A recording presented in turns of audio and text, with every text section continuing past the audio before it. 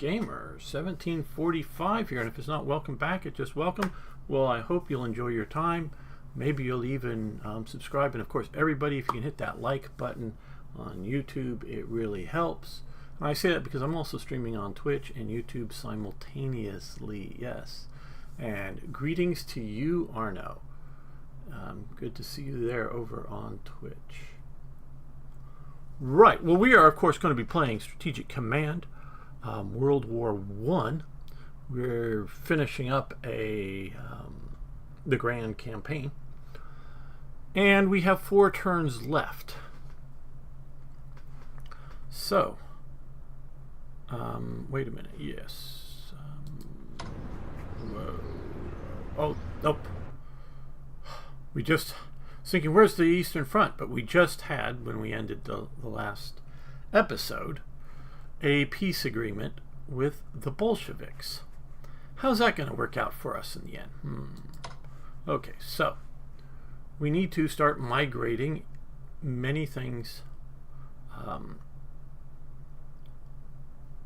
west. And I say many things because there's the idea that you should keep a bunch of German units in particular. I think it's within 10 hexes of Warsaw, so somewhere in the east here. So we're not going to get rid of everything by any means, but and I see you over on YouTube there, Arno. Good to see you there. Hopefully you're hearing me.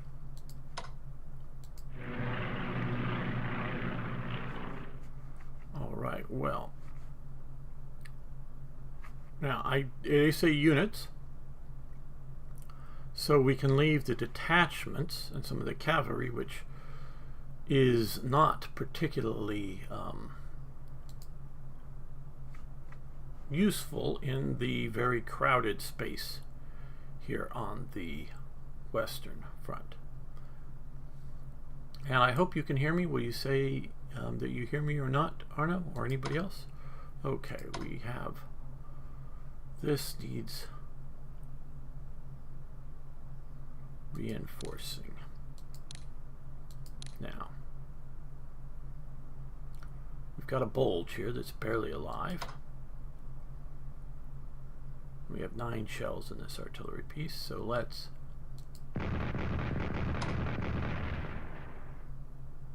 see if we can pound this a bit. Well, very good. Thank you for hearing me fine.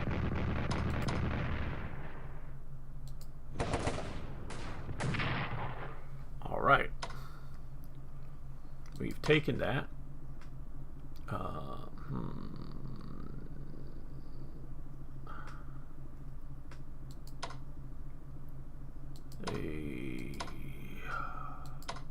Oh, well, they don't have to build entrenchments, so they can just move down in.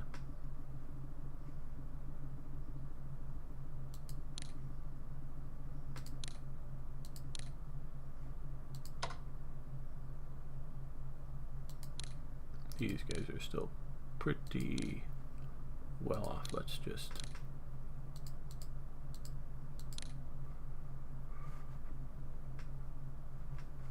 reinforce those. Well, now that we've reinforced our armor unit, we will see about moving him up next turn. You might as well grab some units that are furthest away and send them up here.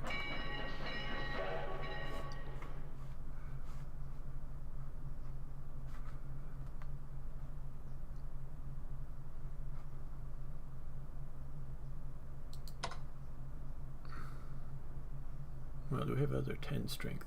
Okay, oh, we can. So let's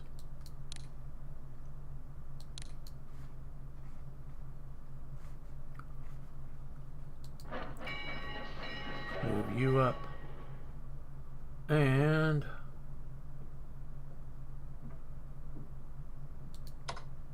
let's move you up.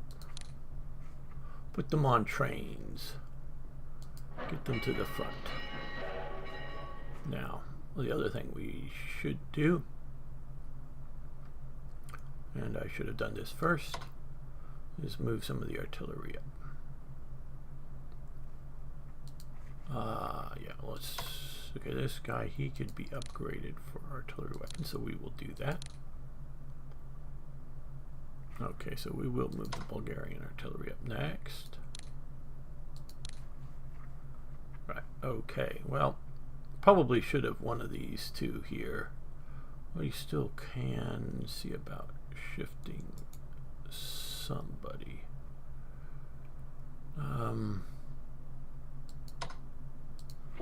Yeah, let's see if we can move them to there.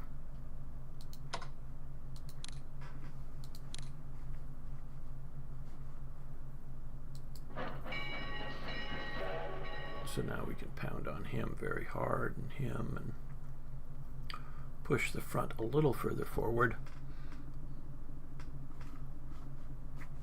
I know I flew most of the air units, which I think are a good idea, but now our Austrian artillery.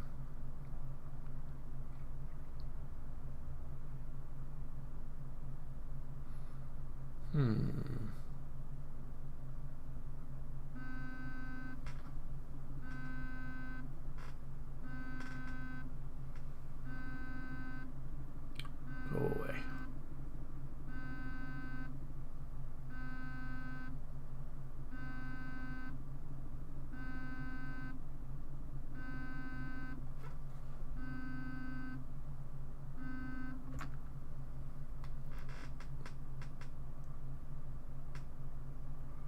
I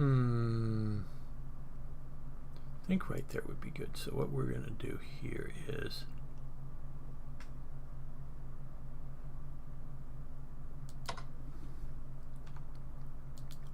swap him out there. Well, yeah. Get ready for next turn with the big push. He can't move. Damn.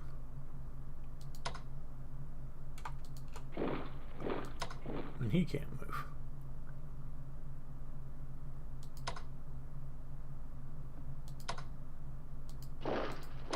Now he can move. Okay.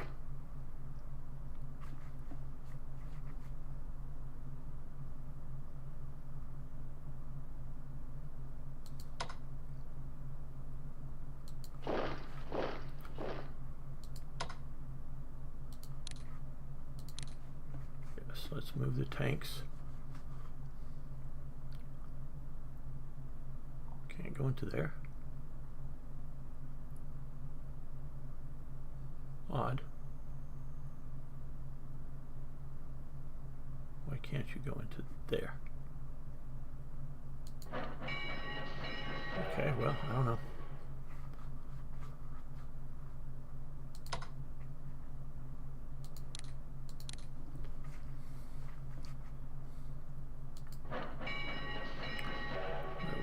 Wanted him there, so you'd get up there sooner.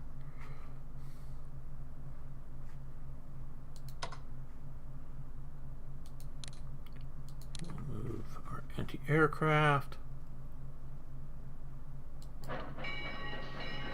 Here we've got motor torpedo boats. Okay. Submarine dives.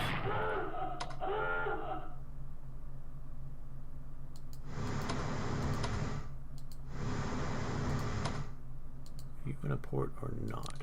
No, you are not.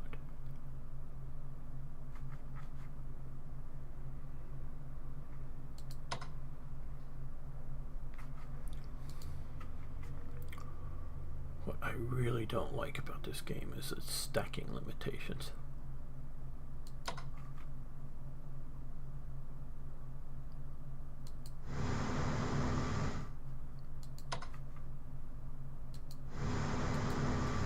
Because yes, we're hiding in ports because we're not very well upgraded.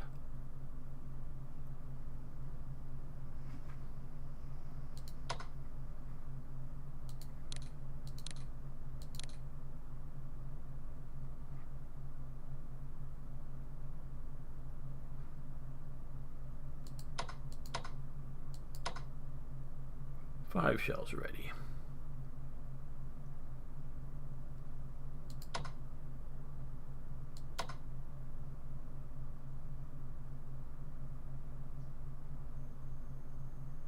Well, that's just a detachment, so those are our fighters, which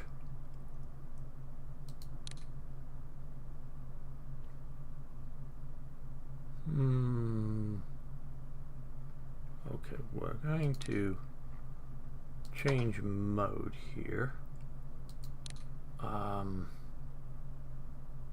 Ground, so they don't go up and try to intercept, and so we're going to reinforce them, and then next turn upgrade them.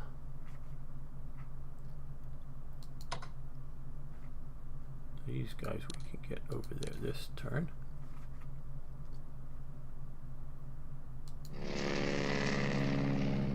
And so can we with these guys. German supplied, Bulgarian flown aircraft, basically.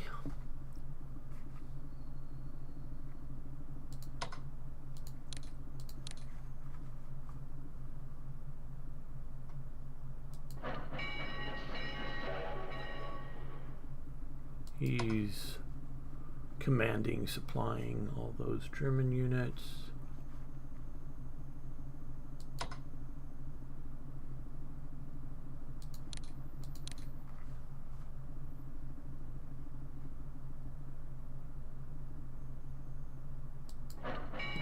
Him. We're here to help with the Austrian also as well.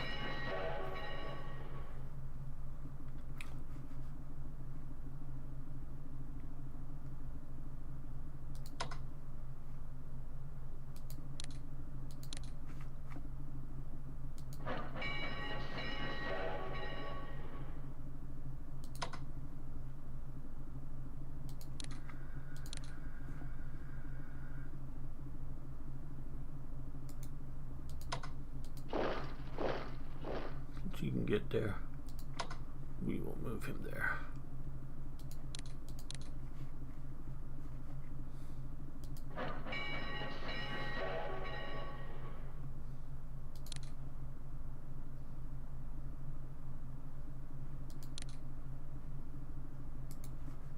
Okay, we will attack here.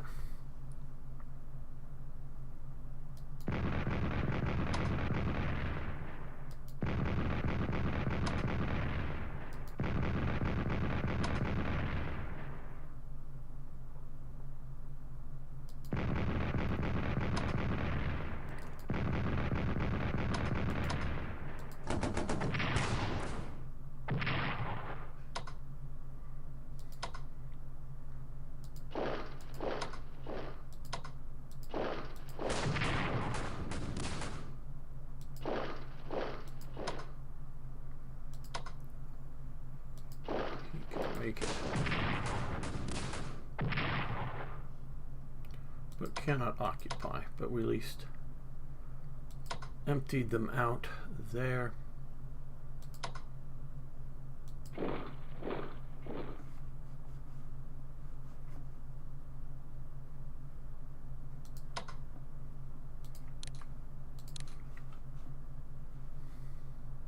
We can put you right on the front, but we're not going to do that because that would invite too much attack.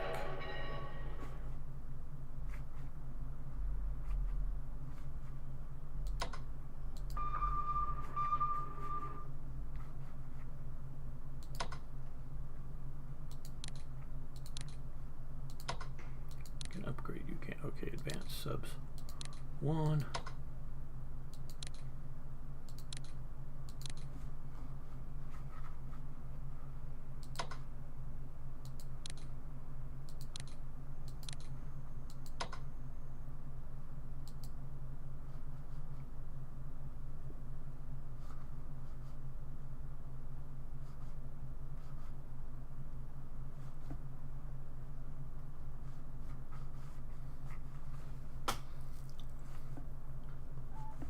next turn. I don't know how we're going to be able to do a Ludendorff offensive if we can't stack more units over here.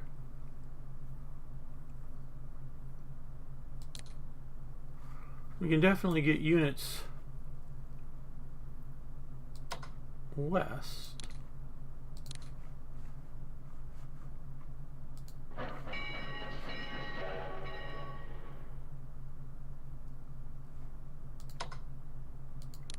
We'll move a horsey unit because they may be able to move up faster and exploit an opening.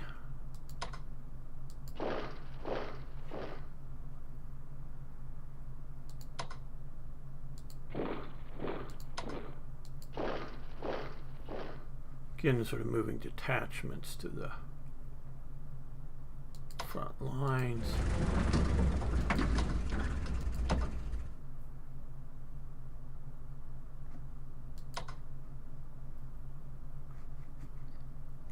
Somewhat near, like I say, the Warsaw.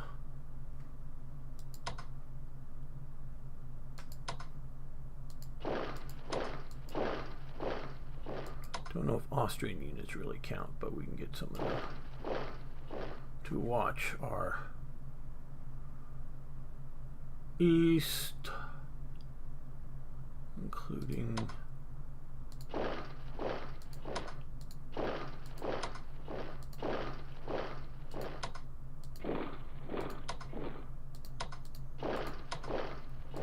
Romania.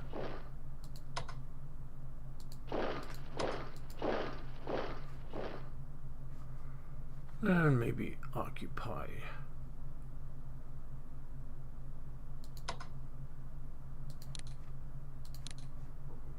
down in here.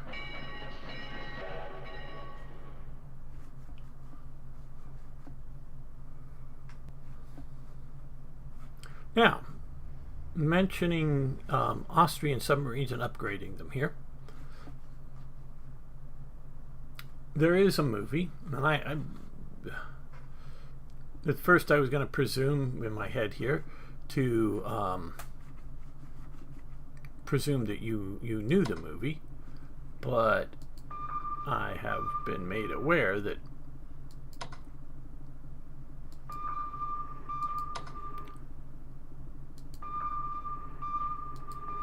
many of you have not seen what you consider old movies, where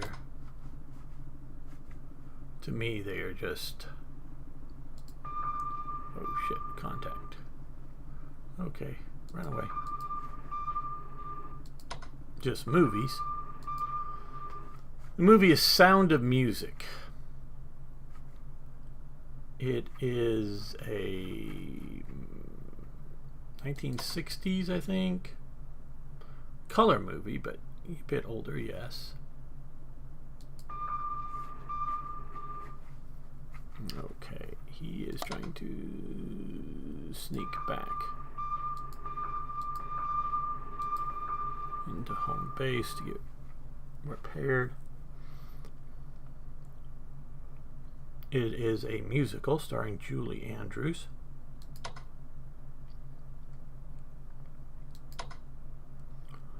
And it is set in Austria. It is about the family von Trapp, which, amongst other things, were singers.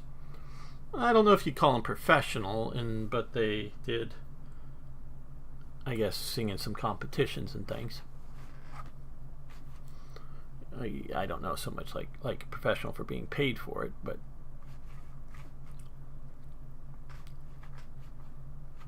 and whatnot. And looking for strength 10.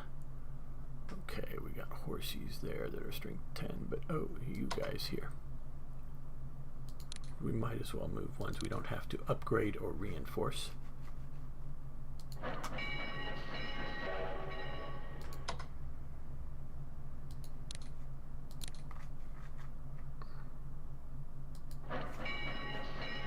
I don't know, have any of you heard of The Sound of Music? Have you seen it?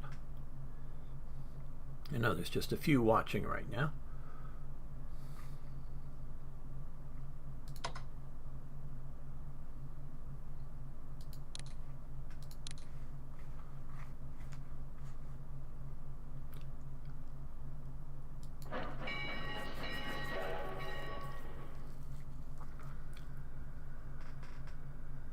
Well, it's a reasonably good movie.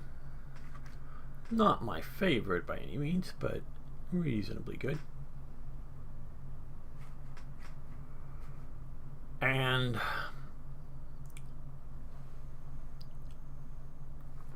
like I say, it deals with Germany's takeover of Austria. Seen it a long time ago, Arno says. Well, good. At least you've seen it.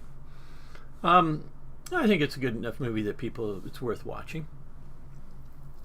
Well, my understanding, the overall story, not maybe the details, but the overall story is true in the movie. That the family sort of escapes across the Alps into Switzerland to get away from the Nazi takeover. But also, they did touch on it very lightly that von Trapp was a Austrian naval officer in World War I. Well, the Austrian Navy overall didn't do too well. It just didn't. It's been years since I've seen some of the documentaries, and I remember one battleship that's sort of famous that it goes turtle, flips upside down, and you see film footage of this because I actually caught it on film as this rather large battleship goes from being right side up to upside down, and you see men as it's rolling over running along the hull to what becomes the top, had been the bottom of the ship, and men doing that. Well, that's all because the captain refuses to at least my understanding is to order abandon ship. We're going down with our ship. We've gotten torpedoed or whatever it is, and we're just going to all drown. Because the honor of what the Navy kind of thing. So it really does not. And notice I am hiding a lot in ports here. The Austrian Navy really does not show itself well for the war. But the submarine corps does, as far as I understand. Now, the submarine corps is, relatively small, so that and also maybe relatively new and has sort of more modern thinkings. And also being small, it allows it to be a bit more selective in who it gets. It probably doesn't get a lot of officers who want to, whose main goal in life is to command some grand battleship or something someday. They want to be aggressive and be submariners and do something interesting and all of that. So so it's sort of an elite corps, if you will. Submariners generally are, because they're a smaller group of people. Hello Machiavelli. Thought the new announced game was War in Spain. It's like Gary Grigsby's type, but not developed. Yeah, I have taken a look at a little bit of the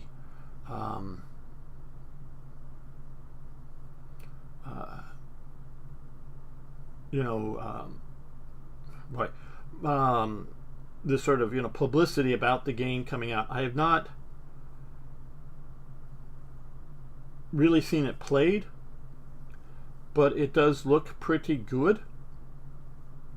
I've been sent some stuff on it. I don't think it's I mean, I don't know that the company, I've been very busy and whatnot, so I'm not maybe the best person to know just what is the current state of the game, but yeah, to my knowledge, it is coming, and sooner rather than later.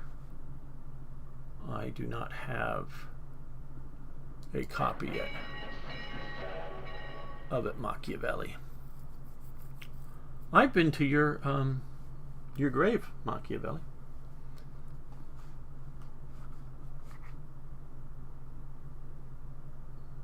What is it? It was a long time ago in a far distant land called Italy. Was it in Florence? Somewhere around there. Yes, in Florence, I believe.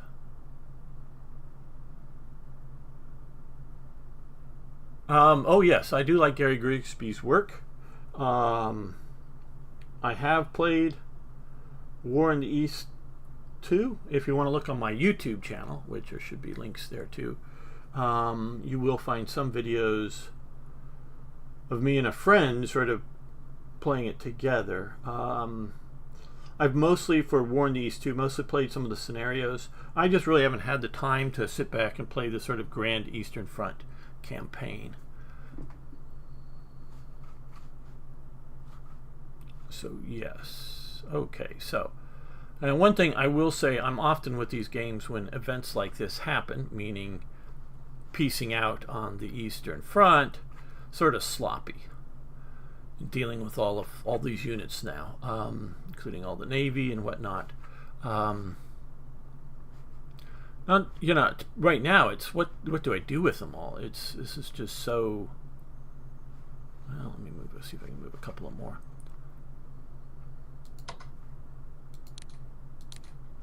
So traffic jam. That to me is the biggest problem of this game.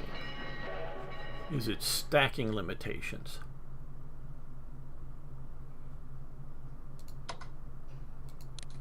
Particularly its fleet. I really like Warplan. It's a very similar game. I know parts of the development team on both Warplan and this, so friend-wise, they're both friends, if you will, just internet friends. Thank you, Arno. Arno posted a link on Twitch to my YouTube channel. So, oh, you can't be. So this turn is very much like the build-up for the Ludendorff offensive. We've reinforced most of these units along here. We've stacked in a lot more infantry. We've moved in one more artillery piece, the Bulgarians up there. We've got another one here that we've just upgraded to artillery level 2. You know, advanced artillery level 2 or whatever. Maybe we should upgrade these guys. No, they've already, they're fully.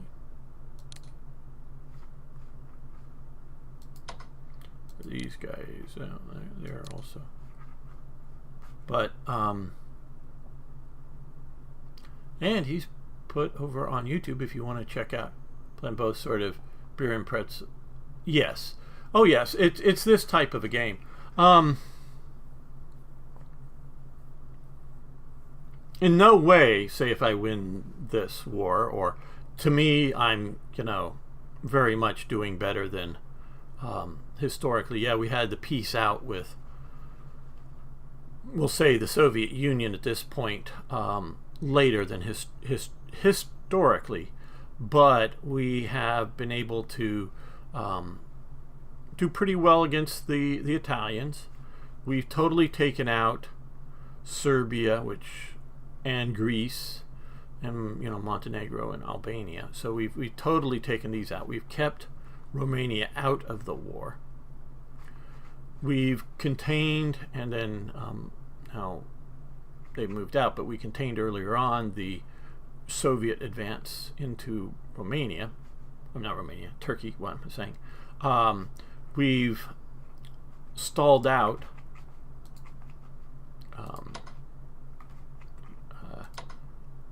T.E. Lawrence out in the desert out here. Okay, we got to reinforce you soon. And we're still holding Medina and these other places, including Aqaba.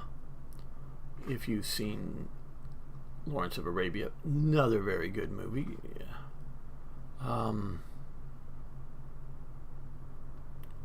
Okay. These guys we can't really operate using.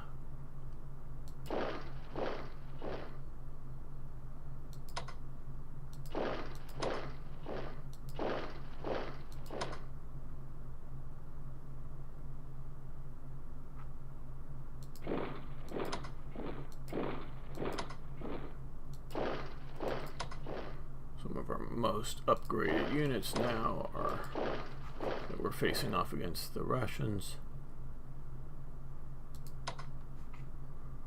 Okay, you're going to take a long time to get to some front that way. See if we move you back to here, then we can send you via train to one front or another, well, down to the face the British off. We've lost Iraq, which Turkey did hold against the Brits, but we've very much stalled any push towards Jerusalem. Okay, they're at readiness 64, and these guys are at readiness 61, so we're going to swap them out. We're going to reinforce these guys to the max here. Hopefully that will get them. Okay, 62, yes, well. Get them doing better.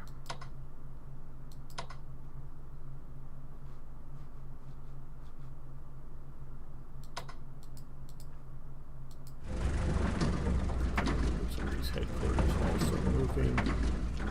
Leave just these few units here in the east. Keep the Bolsheviks from crossing the border.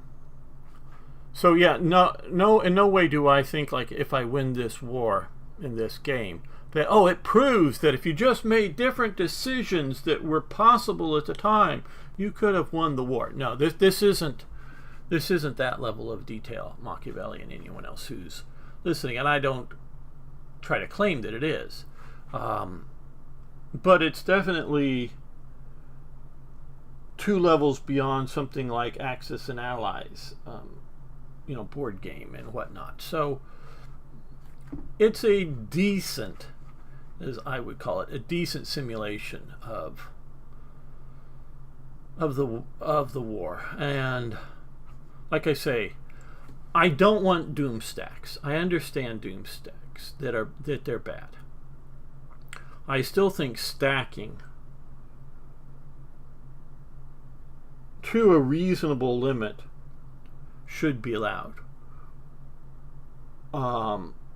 War plan allows stacking of naval units, basically, I think, unlimitedly, which does represent the idea of big fleets moving together with many carriers, like we see in the Pacific War in World War II. Many carriers with a few battleships and a lot of cruisers around them and destroyers around them, and a big combined arms, if you will, in a naval sense.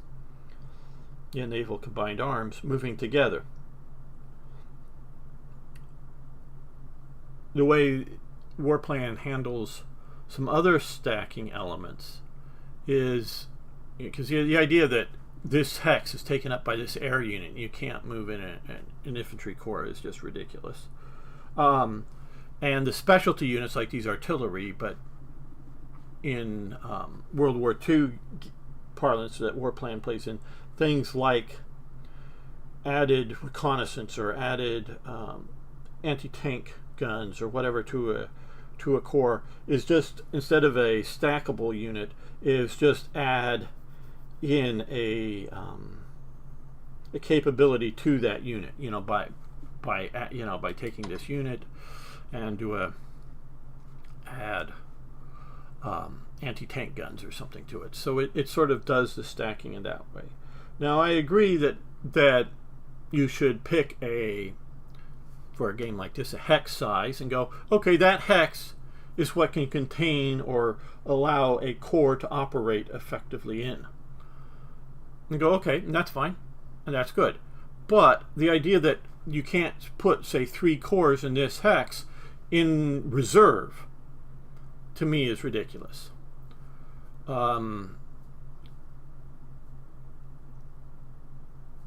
And so that kind of thing. You can't stack air units and ground units in the same hex. Yes, exactly. So I get some of the stacking limitations here. It's just, this just bugs me, in that, you know, artillery units here that represent real historical ideas of concentrating your artillery in one part of the front lines, and not just the organic artillery of, these are set up to be corps, organic artillery of a standard infantry corps. That seems perfectly reasonable to me.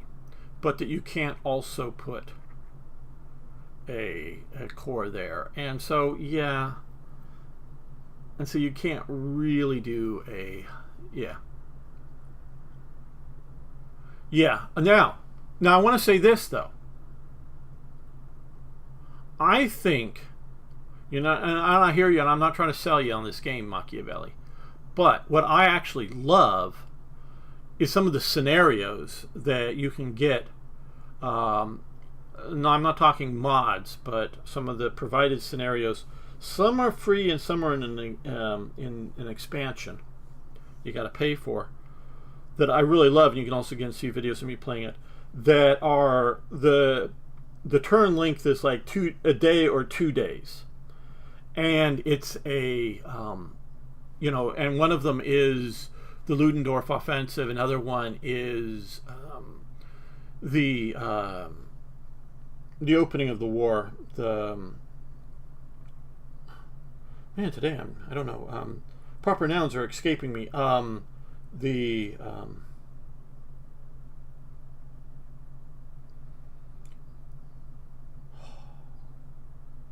the more I get worried and I start to struggle for it, the farther it's slipping from me.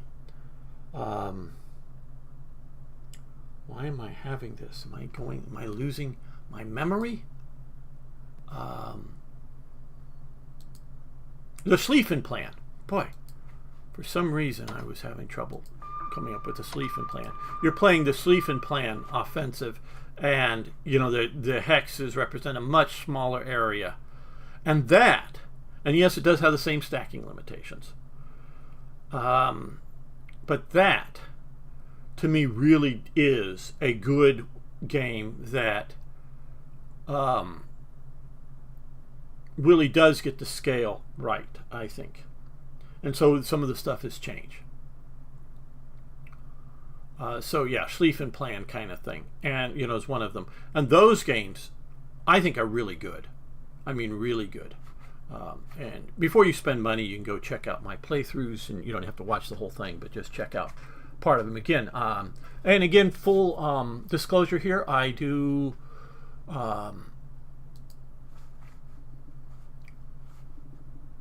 work as a contractor for Slytherin Publishing and Matrix Publishing, which publishes these games. I haven't been streaming for them recently because I've been sick and I'm moving, but I will be back, hopefully, if not maybe in November. Yeah, probably in November I'll be back streaming for them. I do stream for them, so I am biased since I do promote their games, but you know, I get to say what I want about them. They don't give me a script. Oh, sometimes they'll say, hey, make sure you mention that the game can, you know, has this feature or something, you know, just wanting a feature or something covered. Yes, but they don't tell me what to editorialize about their games, either on their channel or when I'm playing it on my own channel. So, but full disclosure, I am biased. But I also don't want you to spend your money on something you are going to regret. Even if it's just a few bucks. I am very much set. And I love, you know, guys, I know there's a few old people out there like me, but man, and I'm getting old too. I remember the days that all you had to go is to about the game was box art and maybe a magazine article or two. And the box art might be truthful but deceptive, meaning they're doing some screen caps of splash screens or other, cherry-picked elements of the game, and the magazines are fed like I'm fed today by by various publishers,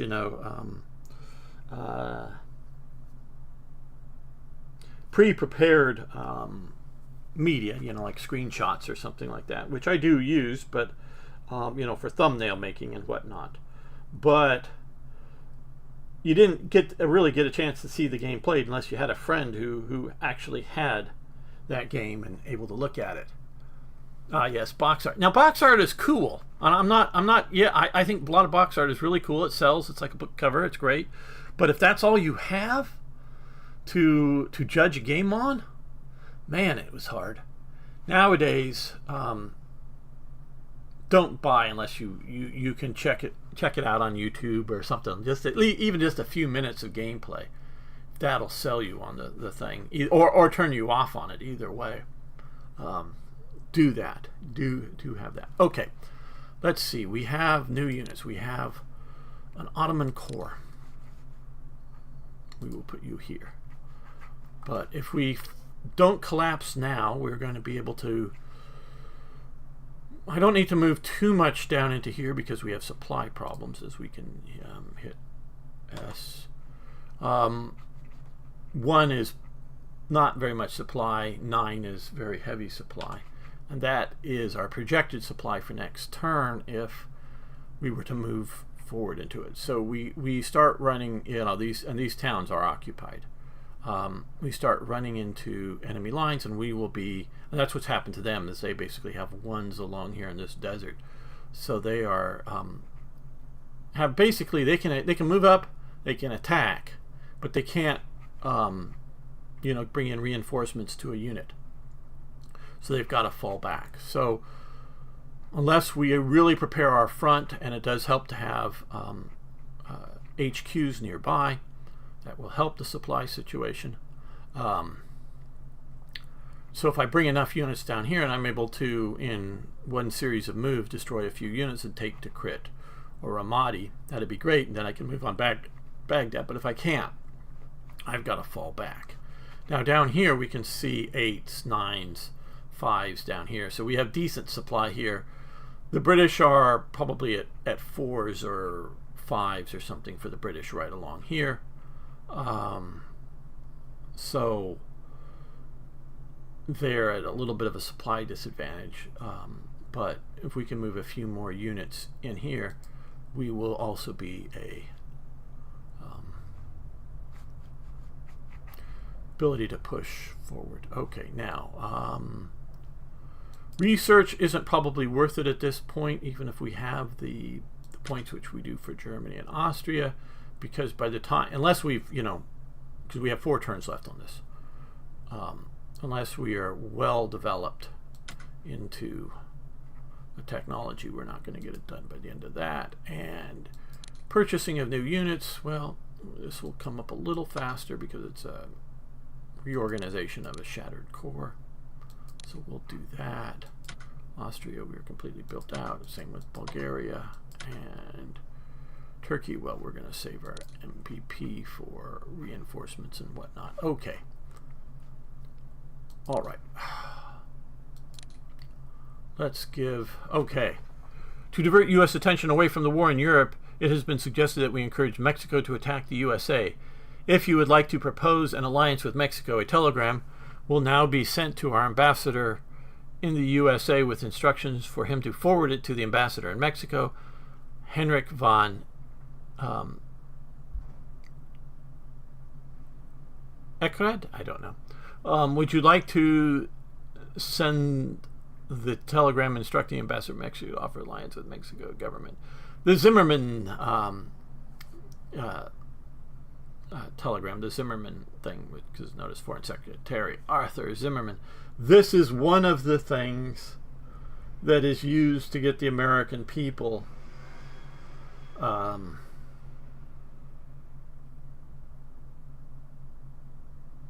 riled up about Germany in World War I.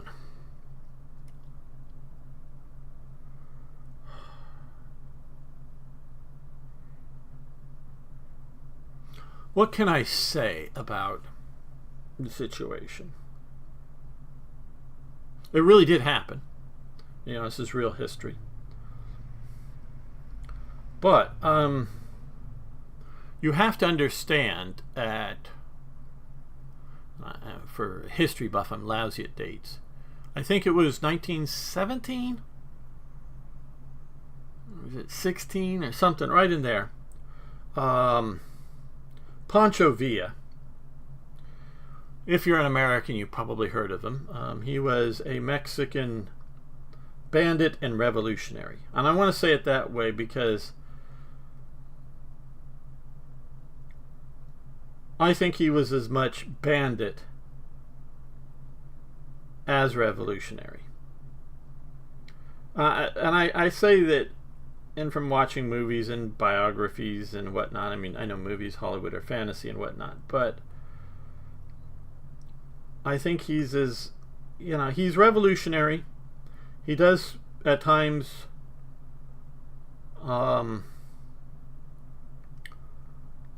support the revolutionary government that comes into power.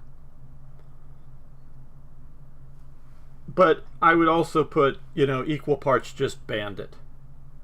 Just being a sheer bandit. Hey, Sing, how you doing? Well, he invades the United States. Kills a few people. And I forget the town. Is it Texas or is it New Mexico? I forget. Comes in and shoots the place up, kills some, you know, invades, and not meaning to take it over, not even really to start any sort of revolution in America, but invades, and basically, I think he sees easy pickings for resupply and money and whatnot. You know, get food, maybe get some ammunition, maybe some weapons, get some money, and go back across the border. Well, the U.S. doesn't take kindly to this. I mean, you know, we have liked invasions up until our current president, but under the last several U.S. presidents, including the Bush regime, they liked being invaded by Mexico. But traditionally Americans don't like this. So they send down Blackjack Pershing into Mexico to hunt Pancho Villa. They don't get him, spoiler alert, but yes. And yeah, and Sing saying hello to Arno. I see there, cool. They don't get him, but they follow down and they have several engagements with some of his bandits. Now, one of them, because this is in like 1916, I think, or is it 17? I don't know. It's before America gets into the war. Is the first motorized engagement in history. This lieutenant, I think he was lieutenant, maybe captain, either captain or lieutenant or something like this, by the name of Patton, who had a great grandfather in the Civil War and whatnot, is dashing about in some Model Ts and, you know, doing reconnaissance in Ford Model T cars, if you don't know. And he either gets word or just stumbles into like 5 or so Pancho Villa, you know, soldiers, bandits, whatever. And he goes and engages them. I think he personally kills 2 of them with his pistol. If you've ever seen, and you should see, it's a good movie. We actually, Admiral Teague and I did a live review of it. It's over on his channel, Admiral Teague on YouTube. You know, watch party review. There's the one scene that's apocryphal, meaning it doesn't happen, in the movie, in which in North Africa, Patton is, you know, at his base and is strafed by German airplanes. And he's on the 2nd floor. He jumps out the window onto like a roof of a truck and then onto the ground. And he's out there personally shooting at the airplane with his pistol. March 9th, 19... Oh, okay, thank you, Dutov Devlich. How you doing? Yes, thank you. I love history. I study history as sort of cause and effects, that kind of thing.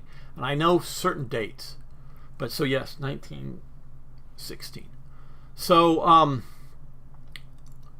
Patton had been a medalist, and there was controversy as why he had just ended up with the bronze medal. Did he shoot 2 bullets through the same hole in the target, I believe, or not? Had it been clear that he, same through the same hole in the target, had it been clear that it was that, he would have gold medaled, I think is the thought. But he bronze medaled in the Olympics in pistol shooting and some other stuff. So back when they used to do that kind of thing in the Olympics. So he was an actual medalist in the Olympics shooting pistols. So if anybody could, shoot an airplane and hit it with his pistol that's doing low-level strafing runs, it would have been Patton. I mean, so he was that level of a pistolero.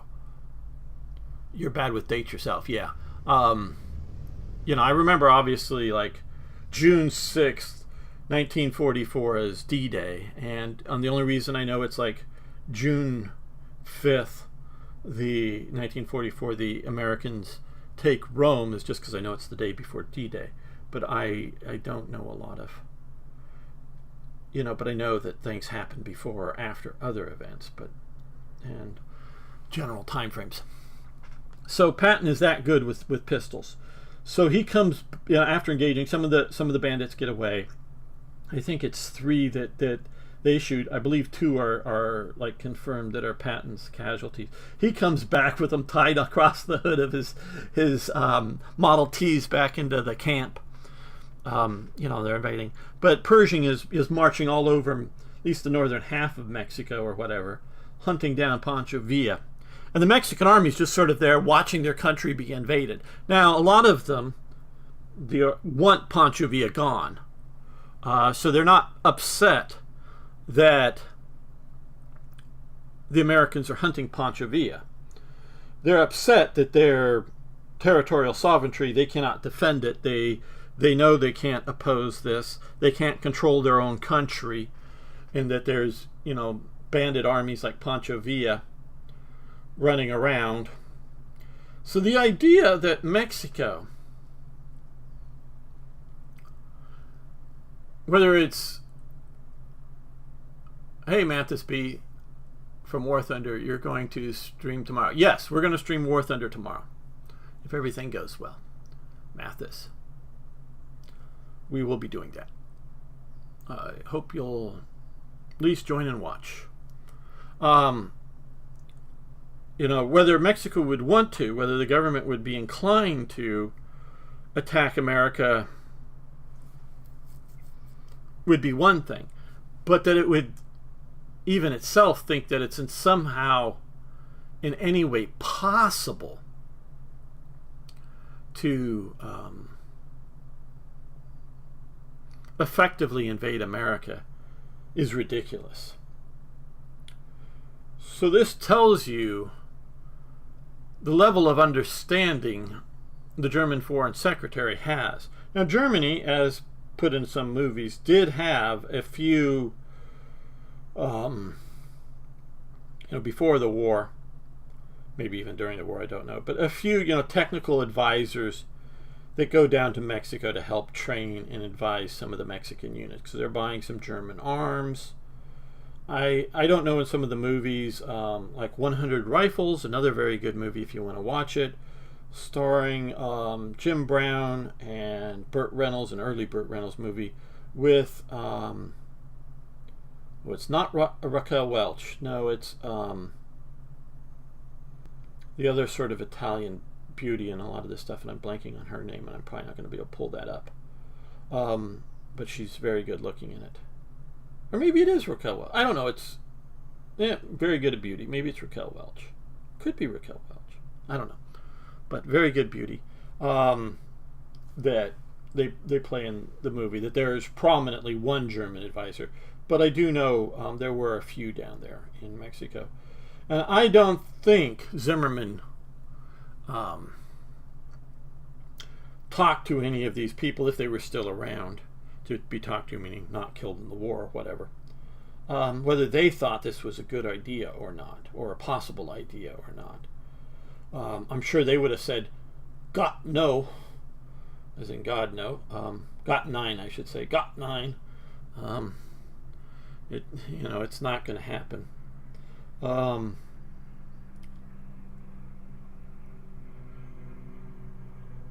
And for all the modern revisionists out there that believe America has stolen a lot of Mexican territory, that's not the case. That's untrue. Yes, I think it is Raquel. Now I'm thinking about it. There's also the other beauty too that starred in some of those sort of semi-spaghetti Western types. But because Texas, Americans are invited into Texas by the Mexican government, and a lot of the local Hispanics in Mexico also are fed up with being ruled from Mexico City. So they join together to fight for independence, and Texas is independent for 8 years before it joins the Union. California does its own sort of revolt. Yeah, partially Anglo-sponsored, but a lot of the elites in California also did not like being ruled from Mexico City. And Mexico only briefly rules those territories. It had been Spanish territories. And so the idea that all of them would have continued to be Mexican, even if there were zero Anglo movement into those areas in an attempt at independence or immediately joining the Union, because California was also briefly, 3 days, declared itself an independent state before it joins the Union or whatever, but as a full state, not as a territory as well. Very well could have broken apart like other parts of the, Latin American Spain that breaks apart, even with Simon Bolivar running around trying to unite the things and create a general, United States of South America, if you will, down there with a, a revolutionary that's a good leader and charismatic and a relatively good battle leader. Claudia Cardinal. That's who I was thinking is the other one, the other actress. That's it. That's the other one who's very beautiful. That's in several of these westerns. Yes. And so you have those events, and then of course the last American territory acquired in and along with Mexico is the Gladstone Purchase, in which for money Mexico sells a bit of desert basically that becomes mostly it's in Arizona. I don't know if there's any of it's in California. Part of it is over in New Mexico. Mexico even sells land. So the idea that America, the United States, or whatever you want to call it, is stealing Mexican land is just a falsity, entirely a falsity. It's two independence movements that, there's American sponsorship, but there's also a lot of local desire for it too. Once Upon a Time in the West, that's one of them. Yes. Very good movie. It's been years since I've seen it, and it's on my to see again list. So that is very good. That's also a Sergio Leone. Sergio Leone with a good budget movie.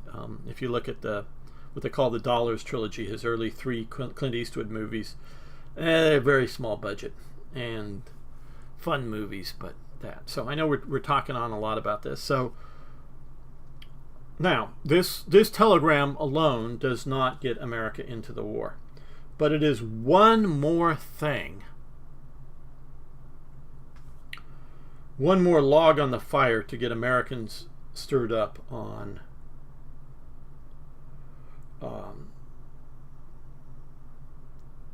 Germany.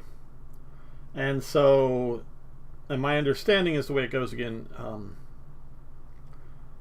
is that Britain had tapped into the overseas cable that was running the messages from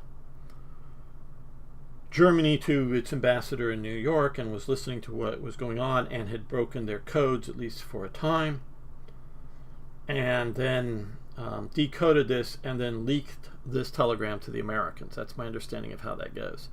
And then Wilson, who wants to get America into the war, and is in the process of doing so, plays this up real heavily. Oh, we've got a bot over on Twitch to kill Arno, if you want to kill it. So, yeah. This is not a good idea. If you're playing this, don't do this, because presumably in the game we'll have the negative effects of courage. I know that's a long way around. Okay, so we got tank development to level 2 for Austria. We're getting Denmark and Finland's and Sweden's. Only Norway's being interrupted. We could fight that battle out, but I don't want to do it. The overseas cable ran through England, so it was easy to tap the line. Yes. So they were doing that.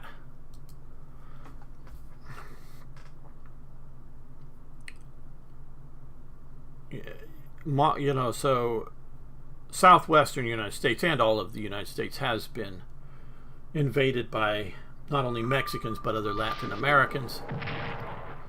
They now, and I don't use that term lightly, and I don't use that term incorrectly, because there are cartels that are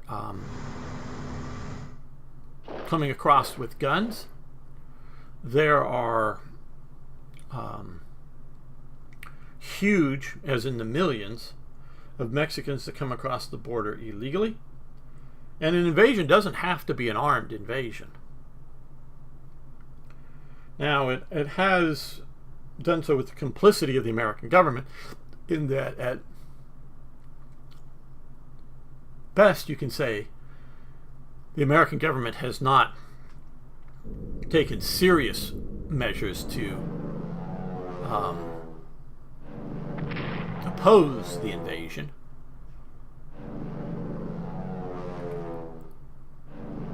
Even now, I would say it's not terribly serious trying to impose the invasion.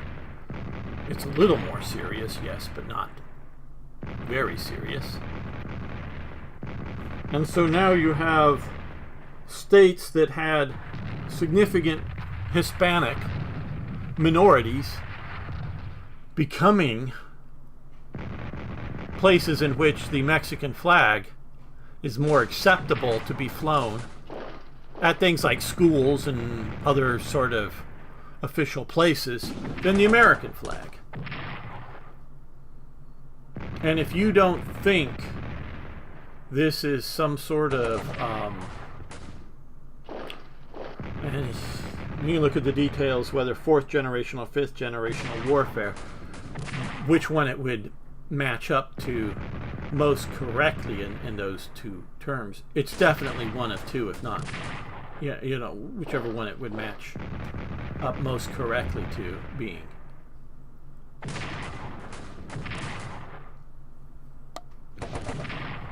So we definitely are seeing an invasion of the United States from Latin American countries, and you can look at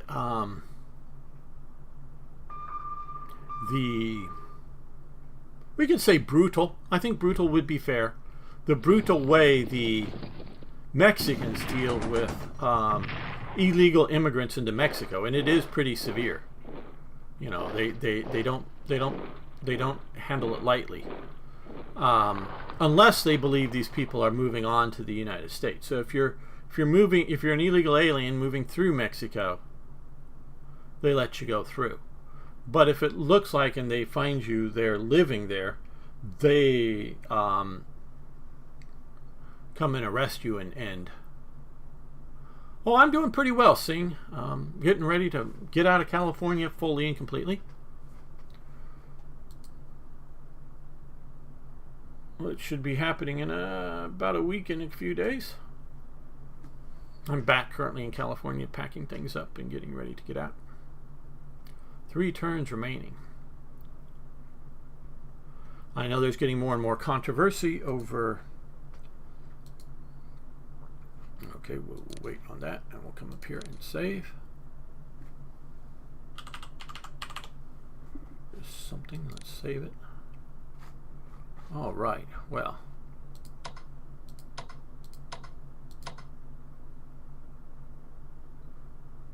We've got him and we have, okay, let's make sure we are in auto and auto. So this way they will operate. We're going to fly in here. Interceptors come up, which I expected escorts, but we are upgraded. But we still take a very heavy hit. We take a hit there, and we don't do too much there. A little bit. Okay. And the reason this did as well as it did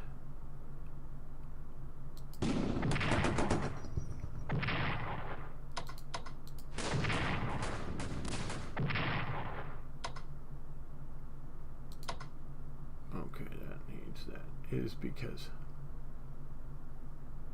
good, you're preparing for a festival. Now my understanding, again a very foreigner's understanding, okay, you can come up and entrench.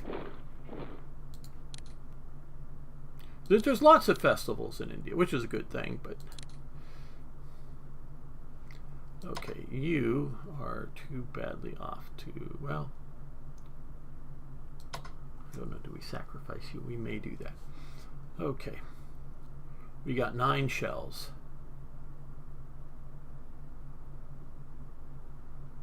Let's put them all here. Well, we may kill it before we get through 9 shells.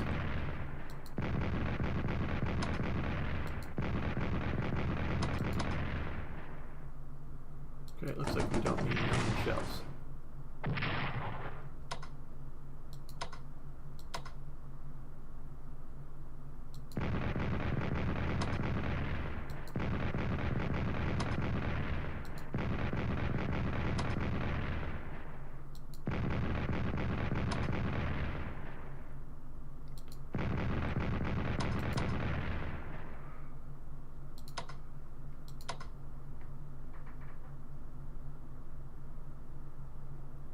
Yeah, we tackle this even if it kills our unit. Yep.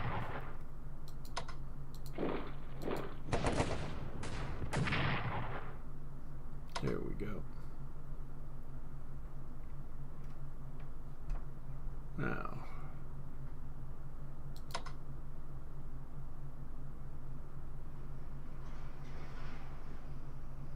these guys are dug in. So we'll fly over it. We have escorts. Not quite as bad as losses, but a little worse losses there. Okay. We got 8 shells here.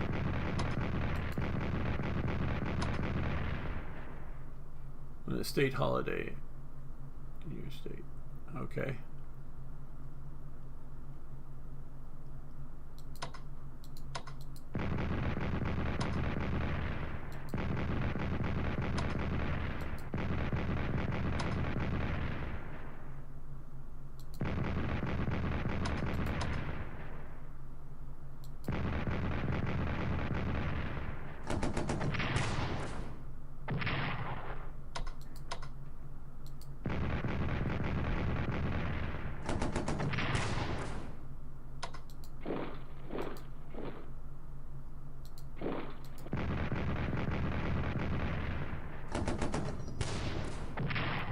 Right. Well, I don't think I'm going to move into this line. Don't think it benefits me enough.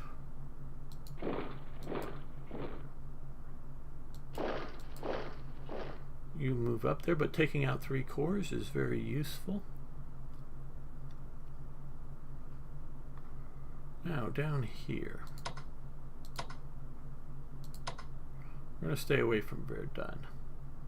I've tried that a few times. That's very fortified. The tanks, because we have, again, 9 shells.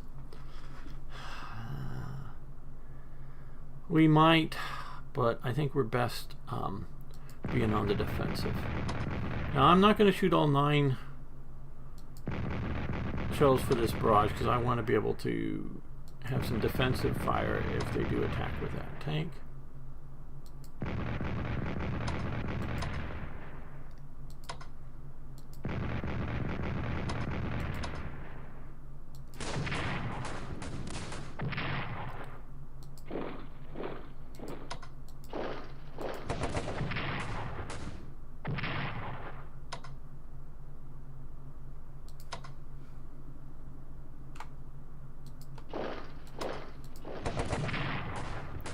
There we go. Now that hurt a bit.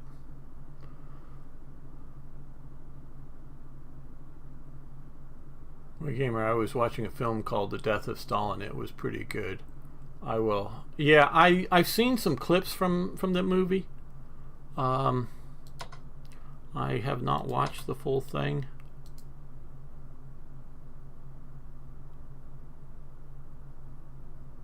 Stalin was, you know, a paranoid madman.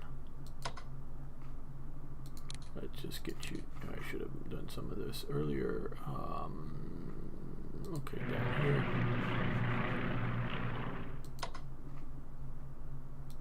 Let's bring you over to here. We'll reinforce you if we do.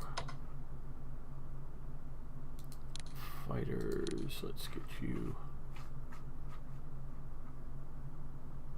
also over here.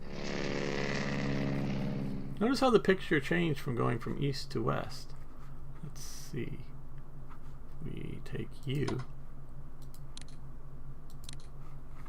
and move you to the west. Yeah, notice again. See, he's changed over to a pickle hoob instead of the sort of cap. How interesting that they have a regional definition on some of these things. That's very interesting. Okay, so we've taken out 4 cores for very little loss of ourselves.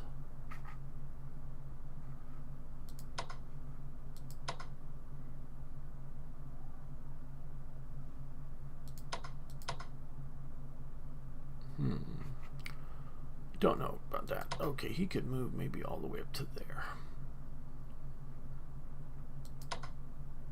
Let's first with this guy. We got 7 shells. Okay, you. We want to get you operational, but I don't think we need to. I think we're going to leave all the aircraft on the defensive this turn.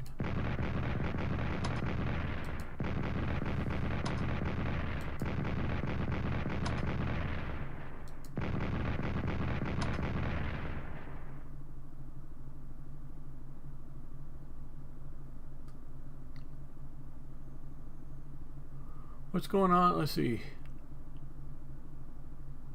Didn't react yet. Okay.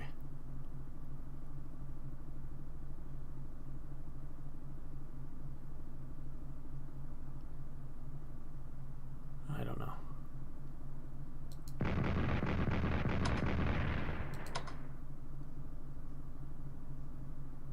Right. Okay.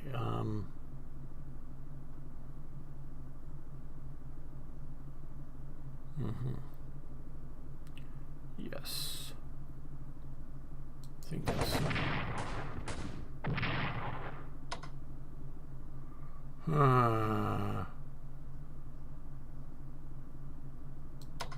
Let's move you up here so you can come out here. You can come into here, attack, and be able to fall back. Okay, well now down here. Okay, you know what I do need? I do need to do one airstrike. So I want to see back here so I don't accidentally bump into some other unit.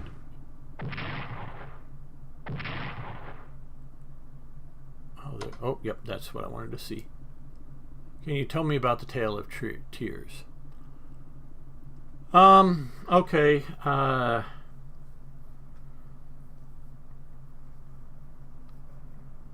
there,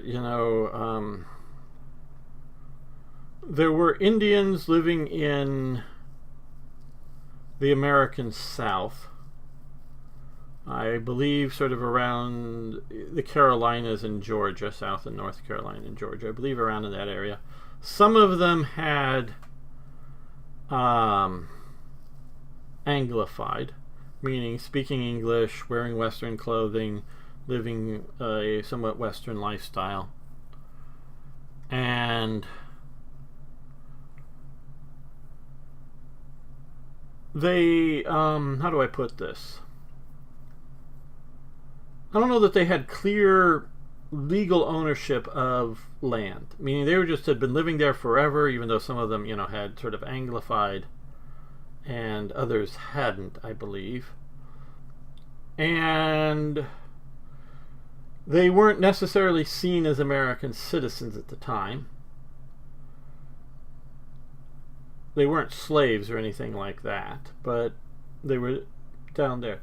So it was decided, I believe during Jackson's presidency, Andrew Jackson, to move them out of there because the land was sort of valuable, and give them land in the West, basically modern-day Oklahoma. The Indians own about half of Oklahoma. Literally about half the state is owned by the Indians to this day. And they were moved out there. And they were very sad to leave, and as per many things back at the time, there wasn't good plans like staging food along the way and other things to make the move happen. So a bunch of people died during it, especially older and younger people, infants and old folk, died in the moving out there. And so it's called the Tale of Tears because so many people died. Yeah, that's about the story of it. They got moved out. Now, if you want to go, oh my God, America's so cruel.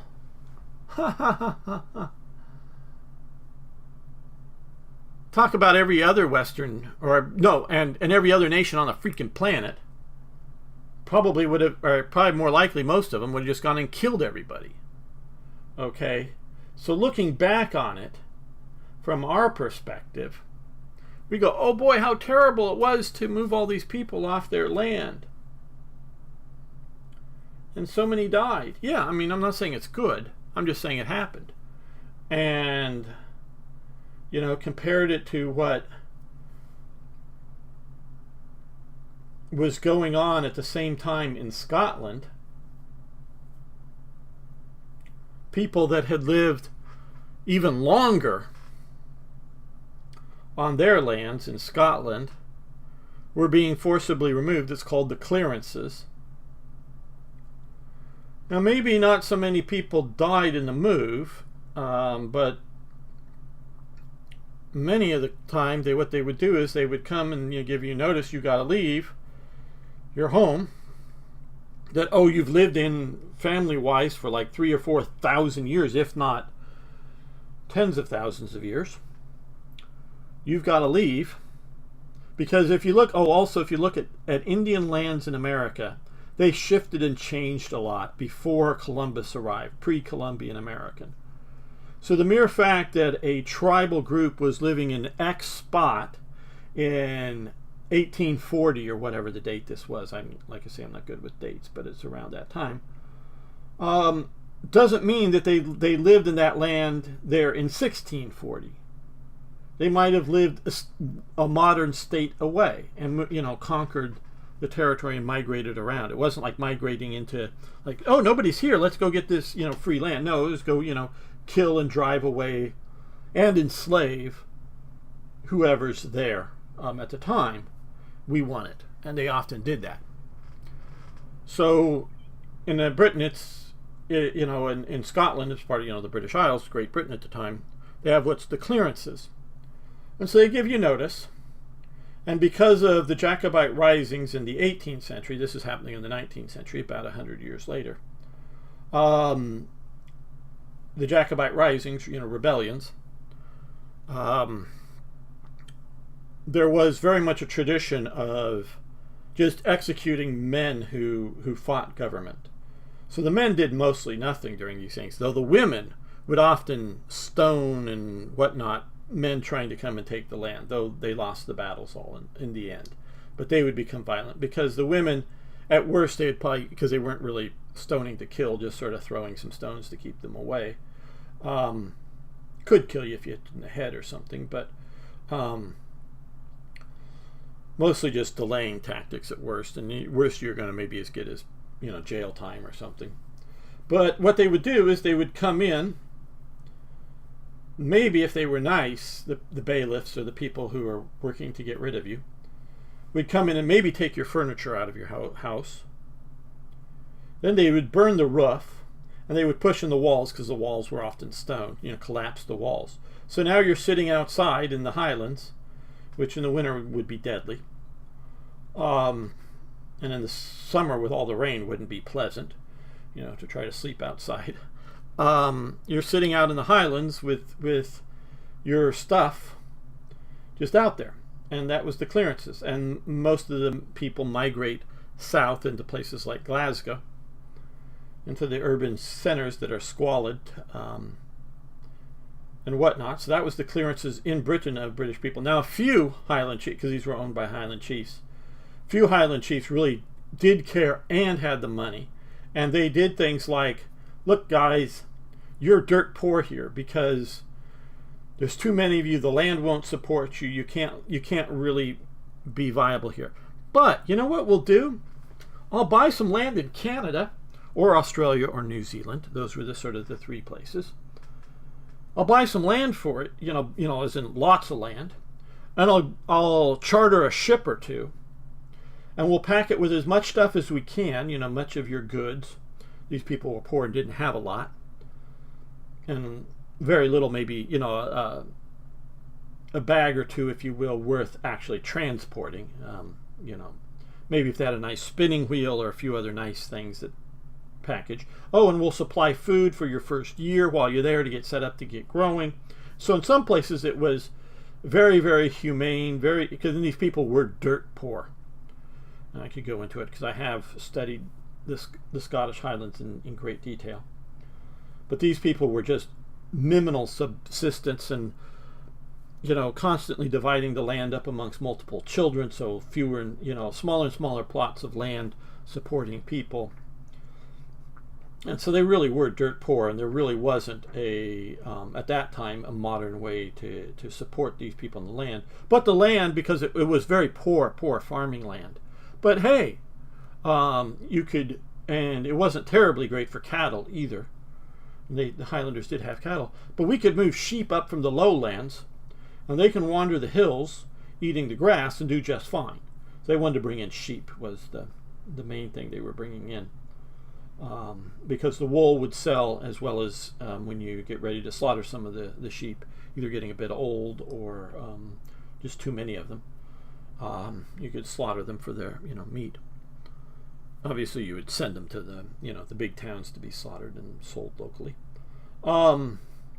So some of the chiefs very much, because a bunch of the chiefs by that time basically were just absentee landowners living down in London or some other English city, so they didn't really care about the people up on their land. But many of the chiefs did. I'm not saying most, I don't know the percentage, but there were enough that were treated brutally. So that was going on in Britain to their own people. We're not even talking in Ireland, what happens in Ireland in the potato famine, again around these times. or what the Chinese would have done, or one African tribe would have done to each other, or the Ottomans or the Arabs that would just go in and take out some of the various more local tribes. Because, I mean, this is all quote unquote now Arab territory in North Africa, but Arabs are all from out here. The local Africans, the Mediterranean Africans, if you will. These aren't the black Africans of sub-Saharan Africa, but these were, if you will, brown people living along here. Were just decimated. Now this has happened, back in the Middle Ages, but we're still being, there were still remnants of these people that are still being, just slaughtered, maybe even to this day. Different tribal conflicts. So what would happen in other parts of the world, and I don't know how brutally the Indians were treating each other, but we can look at the breakup of India and Pakistan, and the tens of thousands, if not greater numbers, of people dying in the breaking up of Pakistan and India from each other, killed by both sides. I'm not trying to throw blame on India or Pakistan. You both suck. You both murder. People just went out and had murder parties from both sides, equally bad. Not good. Don't try to try to defend it. Sing. It's a black mark on India, as well as Pakistan. Equally black on both sides, I would say, but it's a black mark. So so the Trail of Tears happened, and anti-American forces like to talk it up, but again, compared to what the Russians, as their migration east at this same time period, killing off various local peoples of various types as they moved east for their land. So if we look at everybody else, not just Europeans, I don't think the Europeans were particularly nasty to other people. In fact, I often think they were more humane. I'm not saying super humane. I'm just saying more humane than a lot of other peoples on the planet at the time. So at least there was a plan, an idea of, we're taking something away and forcibly moving you, but hey, we'll give you this other land to go live on. It may not be as good, and at the time, it turns out that there was a lot of oil under Indian land, so they ended up, those that survived and made it through the harsh times, many of the tribes got rather rich, leasing, oil leases for people to come in and drill oil wells in their lands in Oklahoma. I'm not saying that, and obviously there's the modern American industry of tribal casinos around. Again, I'm not saying that makes up or makes it all right, but there's at least an idea of various compensations for the Indians, either at the time, creating reservations, again, maybe not in great spots, and maybe there were corruption, so they didn't get the food that they required. But then again, that's the world at the time. I don't want to, if you look at it, and I'm defending this in the sense that it's probably America's treatment. Now, you can maybe look at Canada, maybe a bit better treatment of the Indians than the Americans, and definitely better than the Mexicans. I mean, Mexicans are mestizo. That's where the word Mexico comes from, and that it's mixed Spanish and Indians. But those that are true Indians, again, refer to the movie 100 Rifles, dealing with the Yaqui, which is an Indian tribe up in the north of Mexico. But you also look down in the Yucatan, and I remember,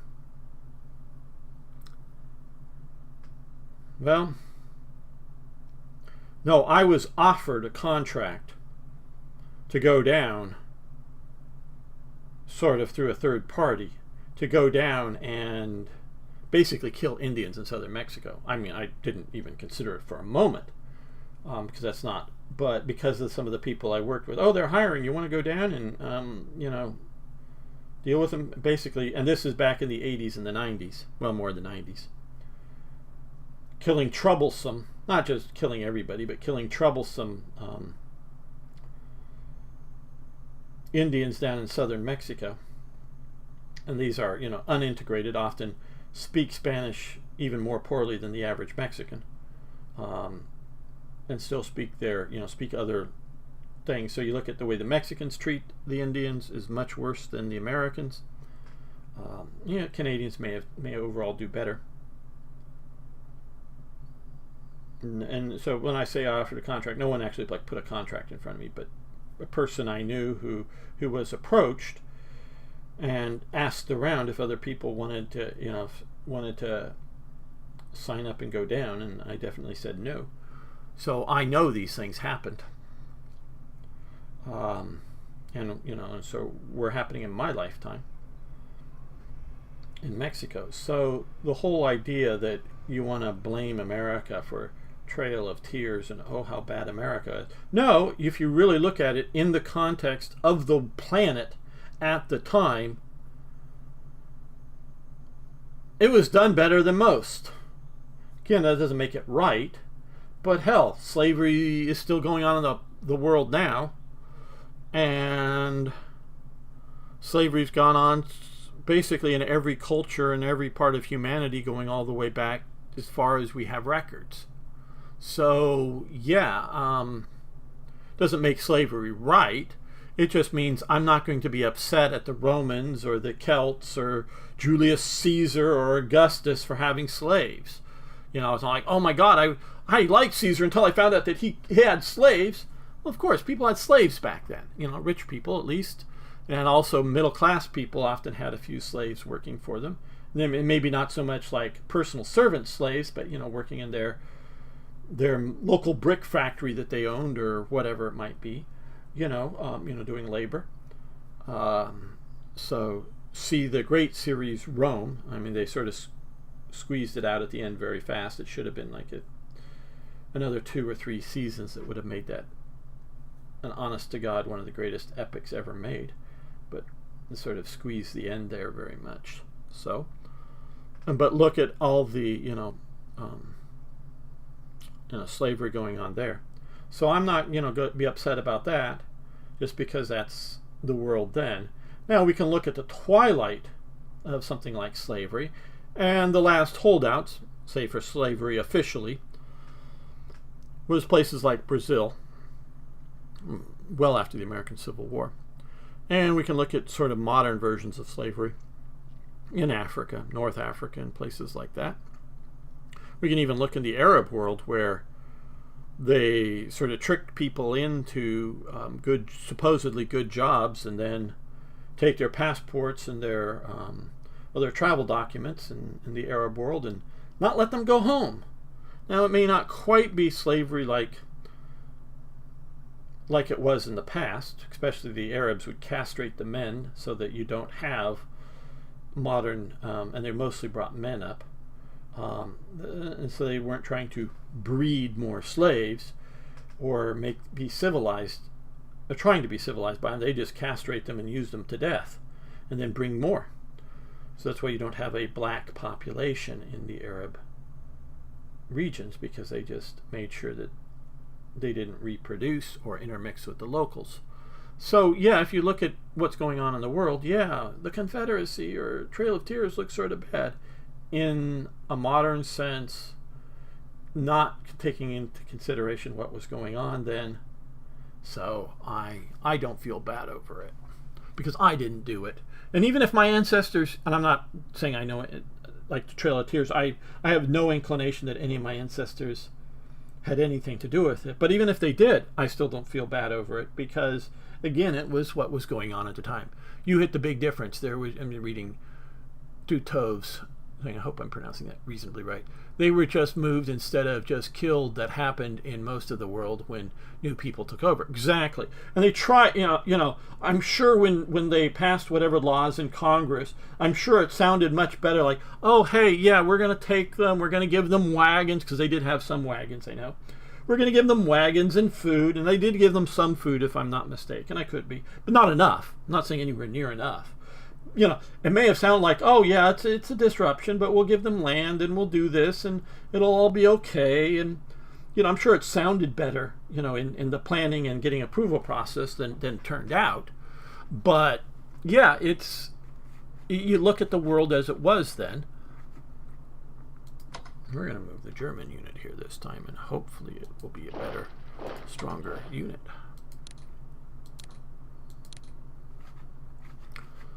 So yeah, that's my take on the Trail of Tears and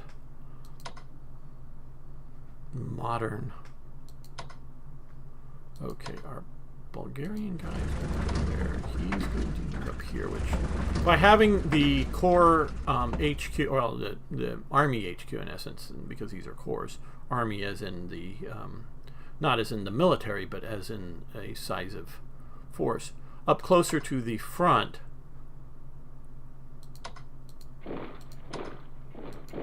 Main supply next turn should be better. There. Sure, okay, Singh, you have a good evening.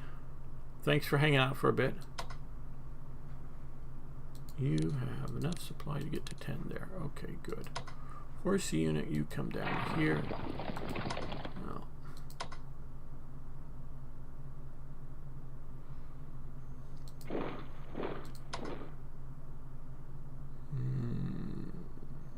Let's see how far south we can get you. We can get you all the way down to here. You're going to attack the rebels. We'll call you rebels. We'll reinforce these guys. They've got supply. They've got supply. We're holding that there.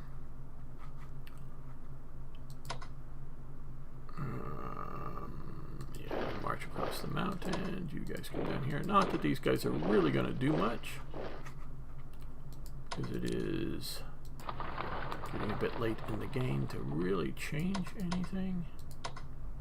Okay, yeah. I'm thinking if I move to there, I might get you.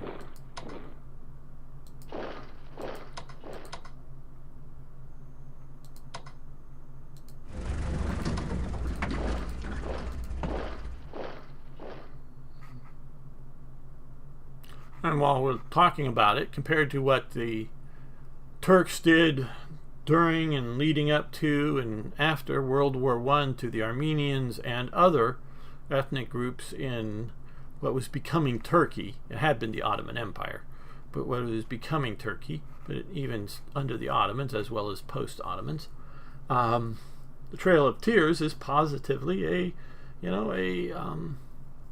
minor thing compared to.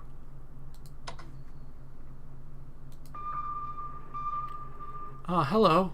We found you. We really didn't want to find you. We just wanted to get out there, and now you're stuck there. Okay, well. Alright, well. See if we can come down here and not find you. Yay, good. We'll get out there. And we're going to get you, even though you're just at 8, we're going to get you out to here, cut off the Italian supply line. Or at least disrupt it a bit.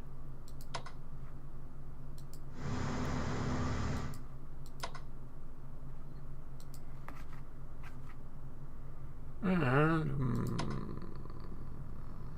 we're going to move you up to here now that we've more secured this front line.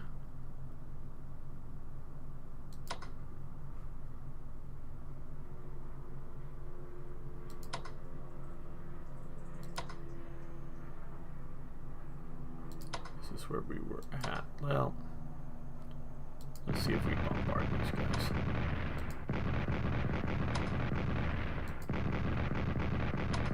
What happens to them?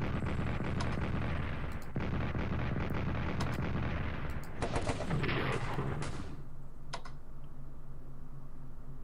You get to come up to there.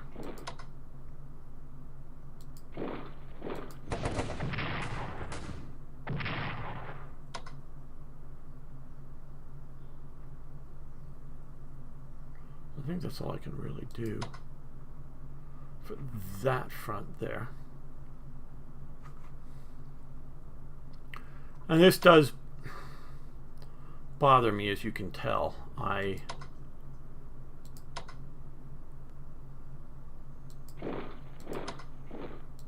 And trust me, it's not just, oh, he's an American and wants to defend America. Well, of course they do, but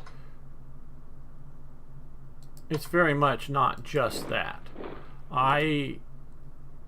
This is, I'll defend other nations too when it calls for defense. I really don't like this modern, let's judge the past through modern eyes, and if you don't live up to our modern expectations, you're bad, you're evil, you're whatever. No, sorry, no. I just don't accept that. Not one little bit. Okay, well, oh, we should have maybe moved you up. Okay, well, oh, damn. Damn, I got you locked in by... Damn it, I got him locked in. He should have been up there. Damn. You know, getting at least closer.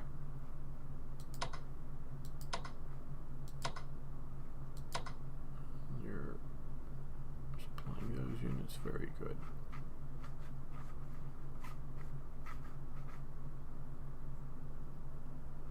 I think I have enough units out here in the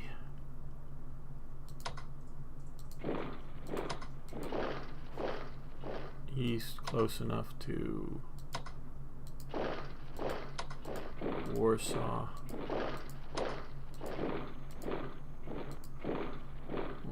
You're not upgraded, so we'll send you up there.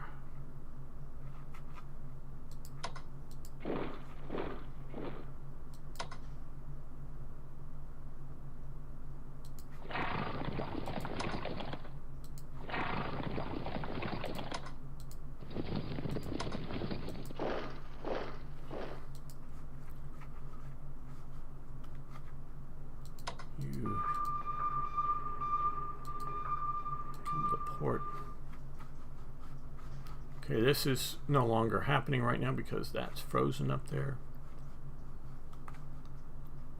So you guys can come down here like that. Let's see, we're going to come up to here. Let's see if we can get through. We did. Okay. I'm going to save this here.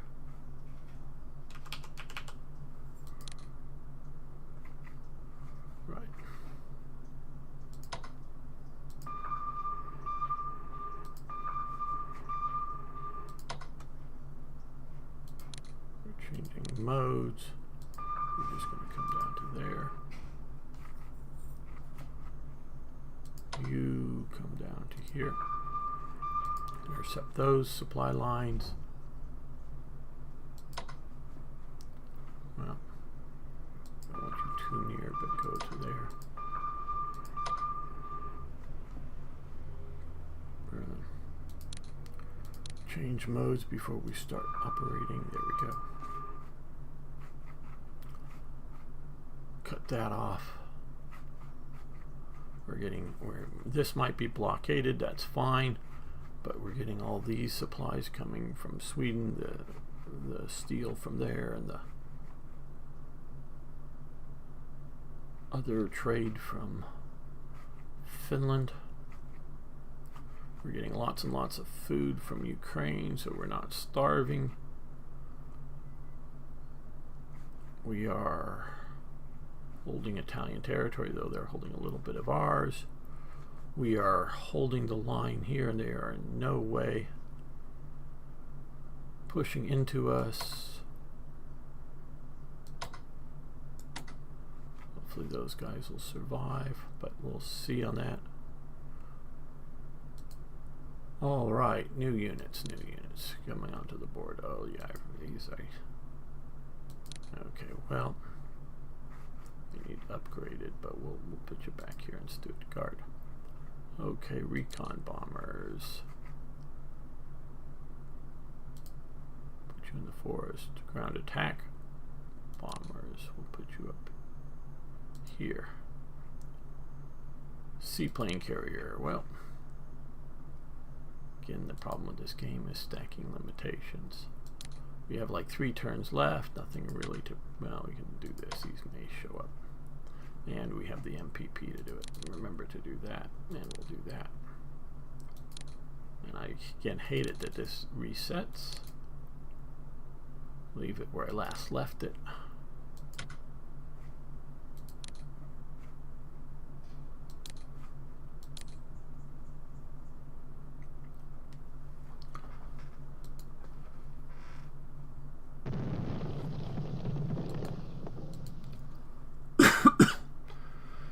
gas and shell production to level 3 for Austria, so we'll get even more artillery per round.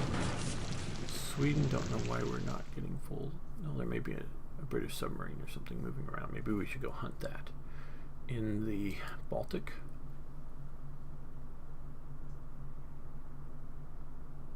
Three turns remaining until we determine if we've won or lost.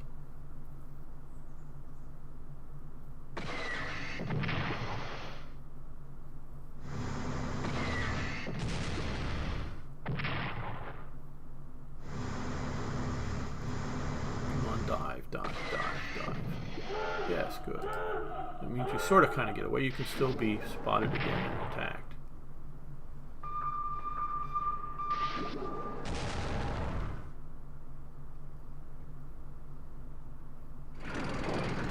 You're moving the tanks up, are you?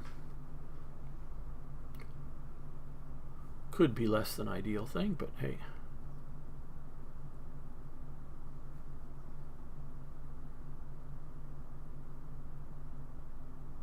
I think this is going to be a minor marginal victory for Germany, but I'm not sure. And of course, we've able to keep the Americans out of the war. That's another good thing that we have done.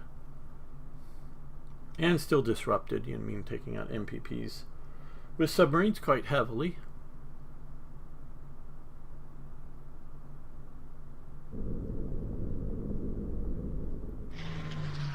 And the interceptors come up, and the escorts come up to do battle, and boom, boom, boom. Oh boy, we lose an MPP. We lost another MPP.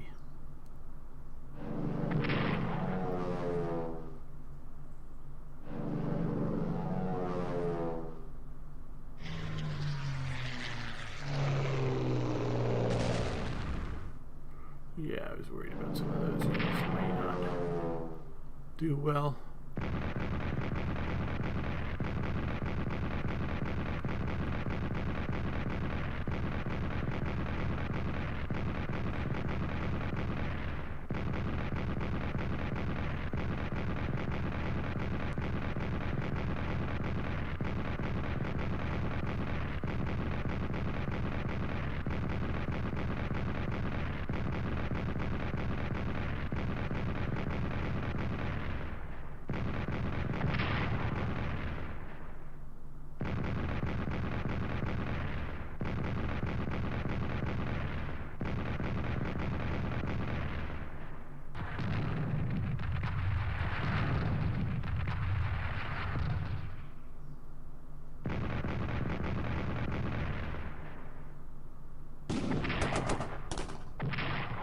Wow, that was reasonably effective.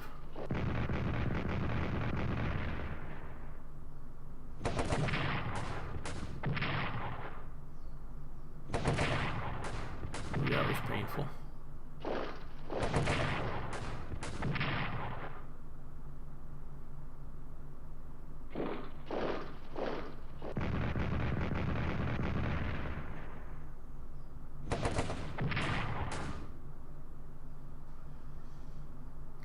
Well, the British and the French are doing just enough to keep me from really pushing into them.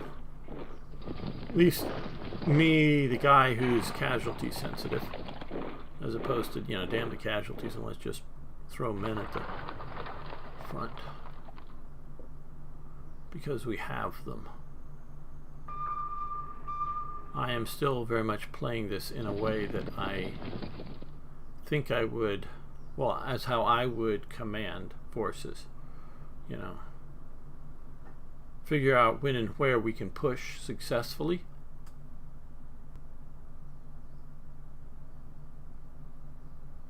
U.S. prepares for war. Oh my God, the U.S. is maybe entering the war with that? Okay. Okay.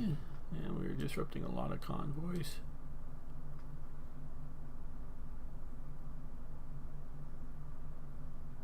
But it's just 2 turns remaining. They didn't enter this turn. Maybe next turn? Okay. So 13, 21, 10. Well, that's 10 is for Italy, and 15 and 6 for disrupting Britain. That doesn't starve them of MPP, I'm sure, but it definitely, yeah, reduces that amount of MPP from being able to do something. All right, well, now we've got this bulge again here. They're you know, Brussels is there. They're in the mine or whatever it is below Brussels. We want to throw them out.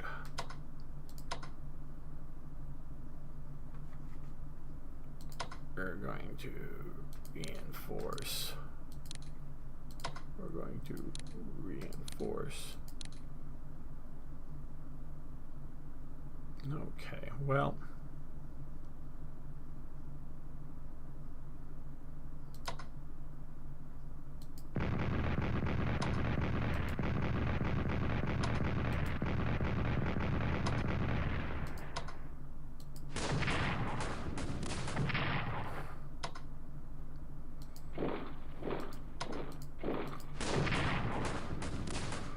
There we go.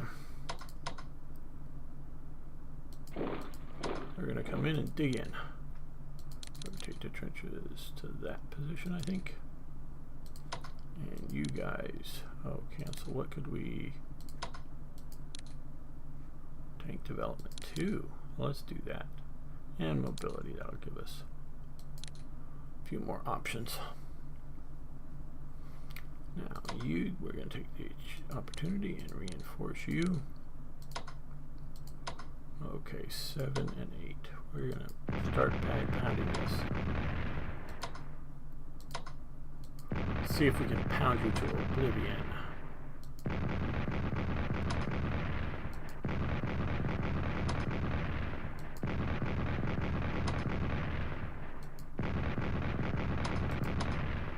Now we're down to 3 and 3.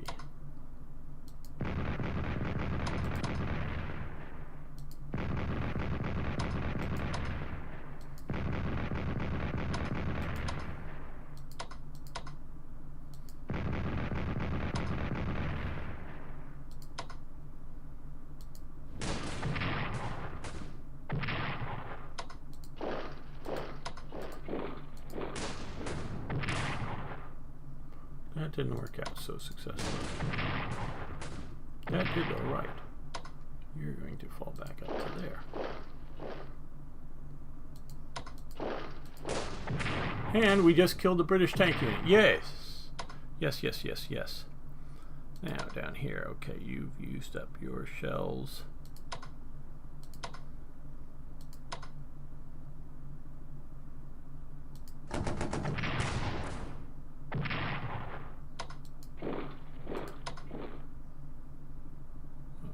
Moved, okay.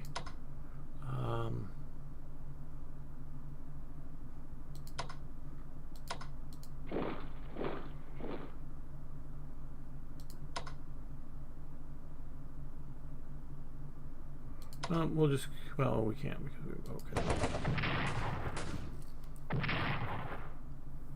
Do that. Hopefully we'll survive, but even if we don't,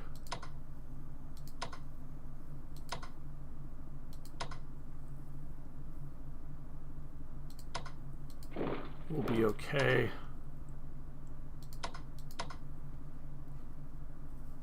It will be okay even if they push in. Not quite what I wanted, but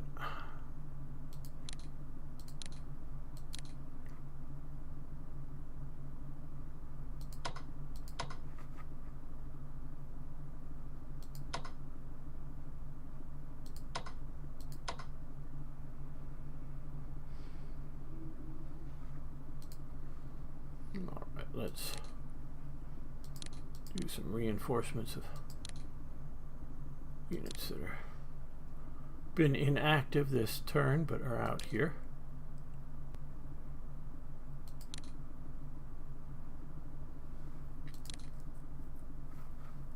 And we will move you up to, yes, up to here. Fill that in a little bit more.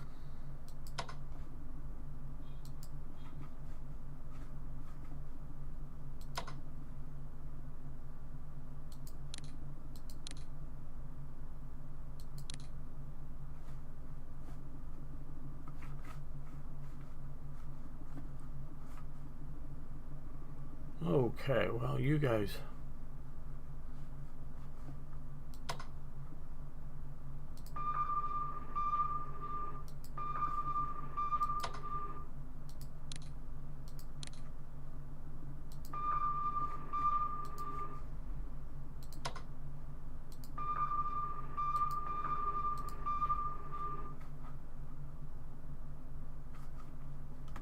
What do we want to do here? We want to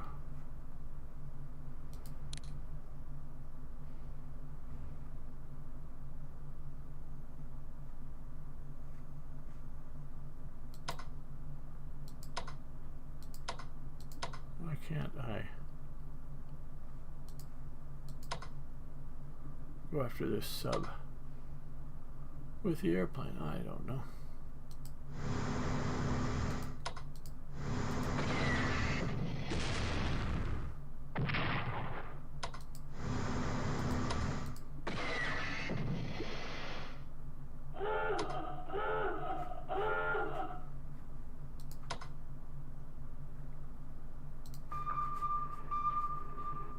You're still alive, so let's try to head you out. This. Oh, god damn, I can't get close to the damn port. Okay, well, let's change mode. Now that we know you're there. Oh, and we found you. Yay, we didn't want to find you. Well, since we can't leave, let's just strike. Now.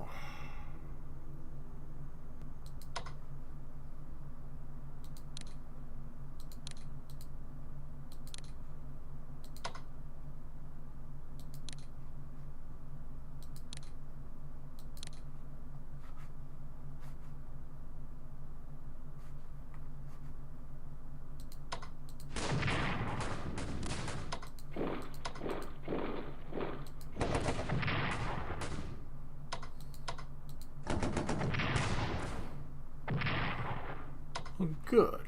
We're dealing with them. We have a relatively strong line here.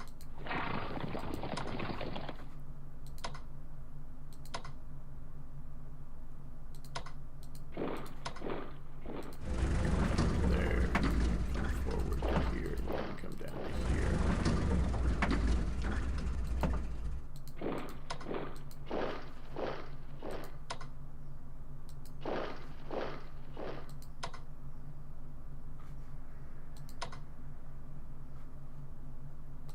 Oh, good. Okay, we can't get you out to Iraq, but we can get you down to here.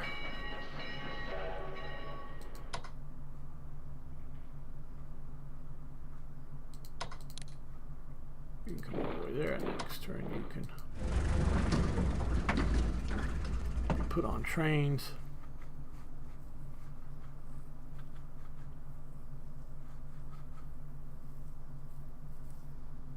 Okay, we were having some losses on our Swedish convoy.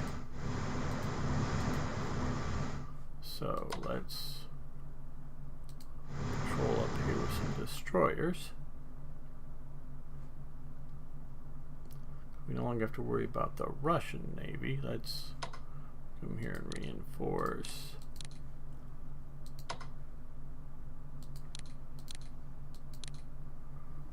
Okay, well that's good. Oh, you.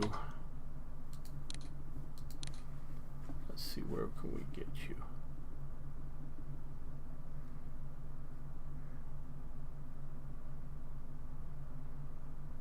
Here will be alright. That'll give us several possibilities.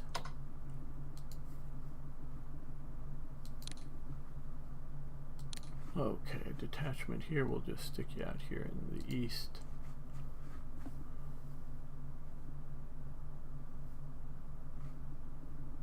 Alright, well.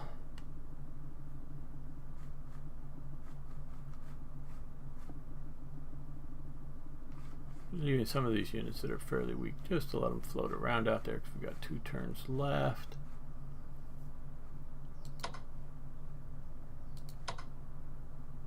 reinforce you. Just we decide to need you in the last couple of turns, you'll be a little better off.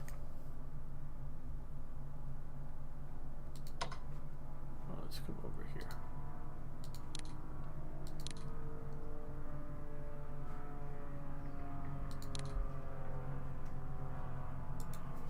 All right.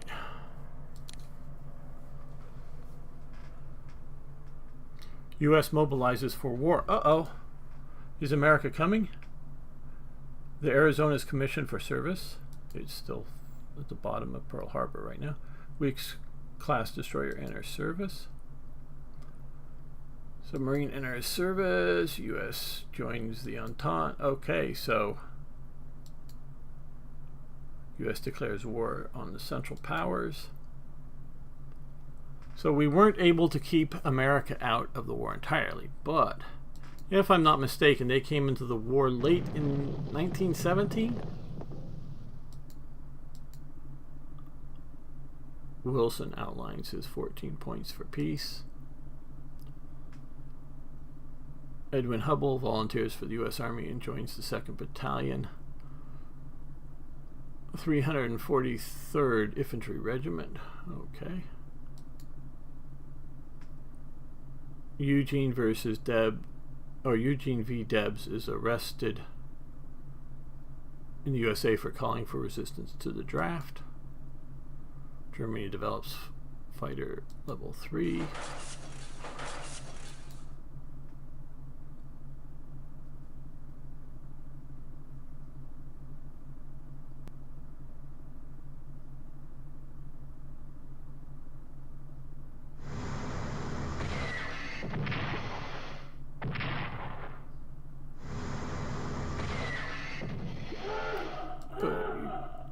Dived.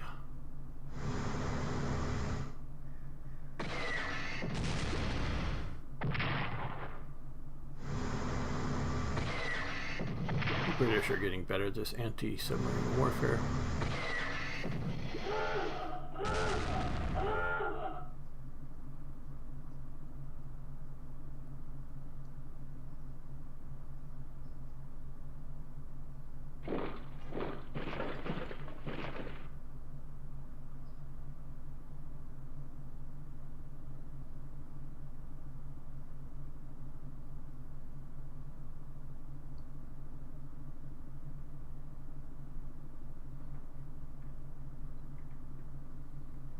You can continue to watch this. I'll be right back in just a moment.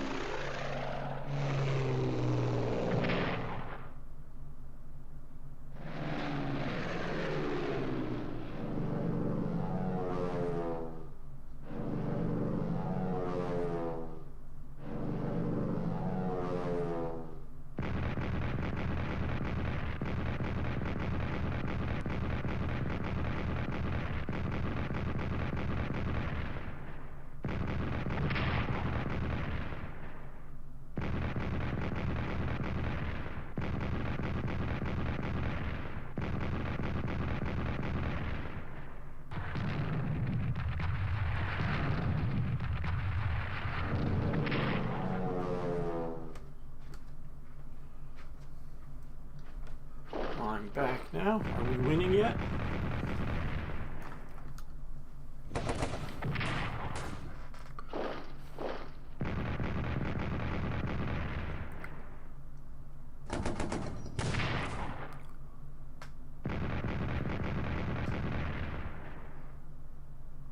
Oh, thank you. Dutov, April 1917. Yes, so it's fairly early in 1917. So yes, so now it's obviously September 1918. 18, so we've kept them out this long enough that they won't materially, I don't know if they're in the calculations of who wins or loses this war game. It is a game.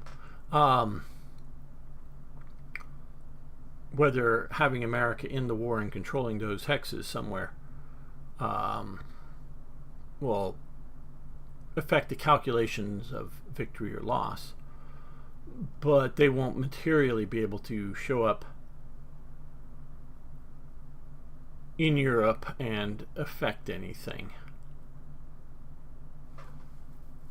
They might get a few units landed in France and moving towards the front lines or something, but that's about it. Disaffected German soldiers spread Bolshevik ideas in Germany. I'm sure there would be. France celebrates U.S. entry. UK rejoices U.S. entry. Italy welcomes U.S. entry. German population fears the U.S. entry into war. I'm sure there would be some disaffected German soldiers, and some of them would promote Bolshevik ideas at the, in this game. I mean, I know they did historically, but so UK loses 11, 15, and 17, and Italy loses 13 MPP. And we'll wait on deploying those, and we will save this.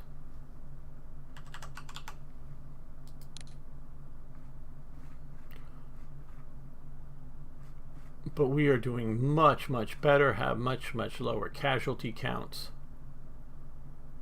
than they did historically.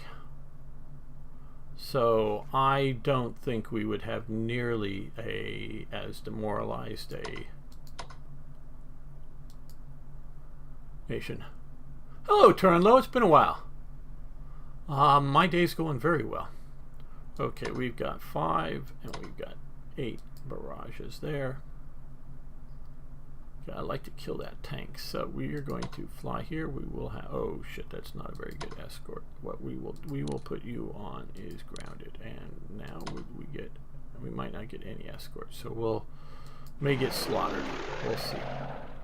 Yes, we got slaughtered, but we got a little bit of reconnaissance there. So hopefully this means the artillery will be more effective.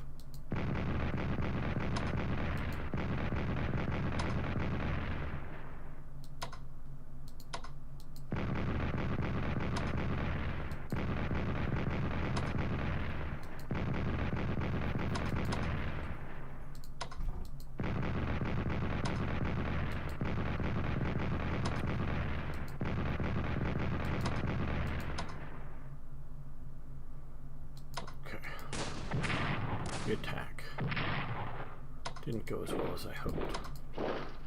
I think we will refrain from attacking anymore. We will reinforce and hold the line.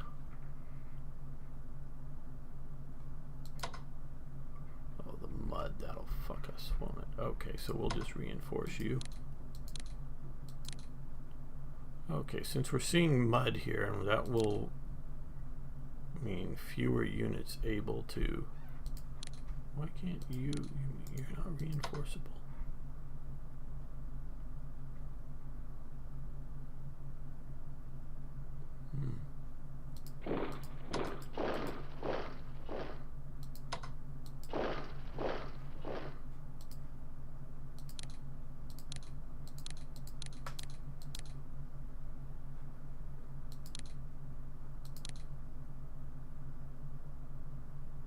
Yeah, I think we're just going to be holding the line until the end of this.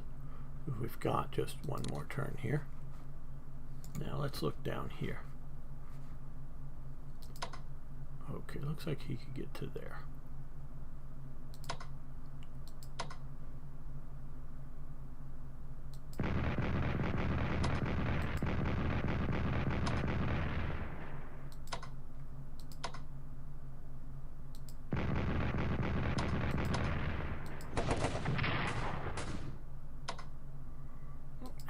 You can withdraw there, you come up to there, you come up to here. Just wanted to get these tanks out up on the front line, doing something useful.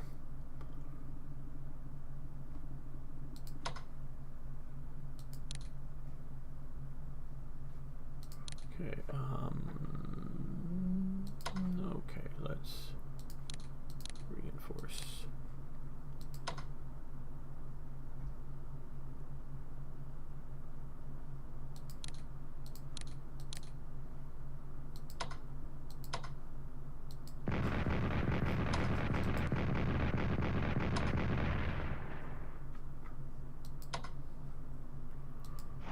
So I may want to move into this hex. So we're going to, before we continue, I wanted to get those all highlighted.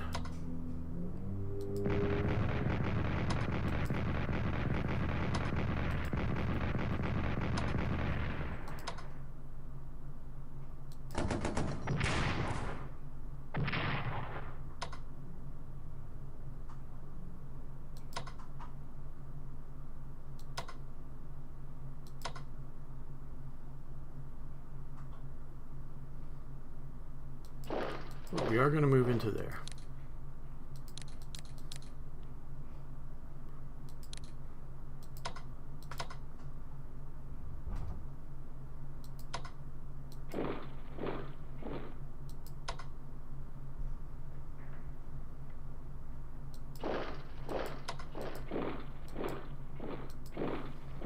Not much more we can do than that.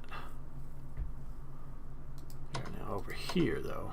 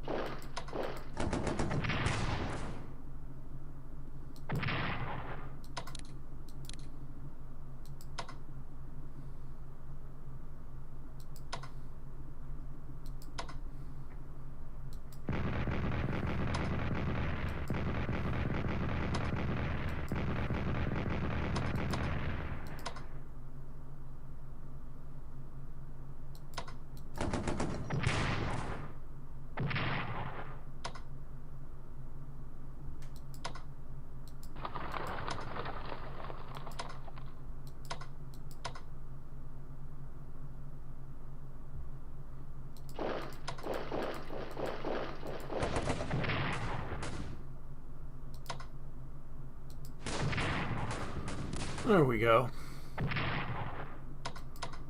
They have attacked. They cannot move up. They cannot move up.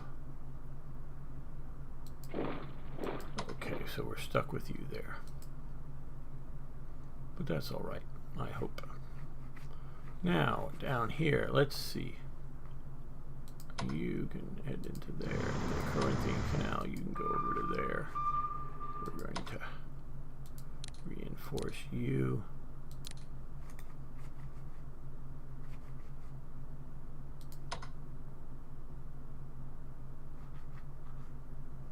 You can come up into the Aegean Sea. You can make sure you get back to base.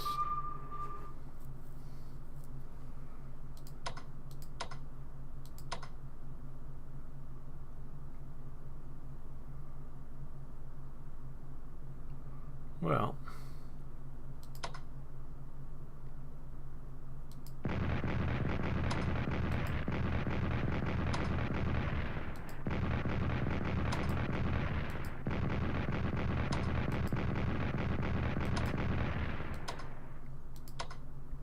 nope, not good enough.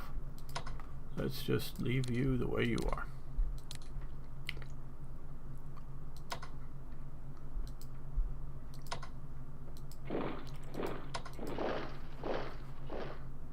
And you're just hanging out there. That's good. Let's move.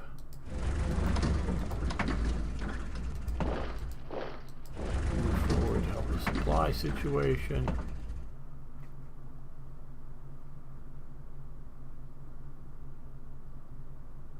Are you talking the, was it the Master of Command or something, or that? I don't, it's more of, at least from what I've seen, it's more of an 18th century. I mean, as opposed to I think the 17th century, the 1600s is the pike and shot era. I think the 18th century, or you want to call it the wars in the Age of Reason, or the lace wars, you know, all the lace that the uniforms are on it. I definitely seen some of that stuff, and it looks really cool. Haven't really dug into it yet, but it does look really cool. If that's what you're talking about, turn low. So you can come down to here, but we're almost done. New units. Let's see. German units. Let's see where we want to put you.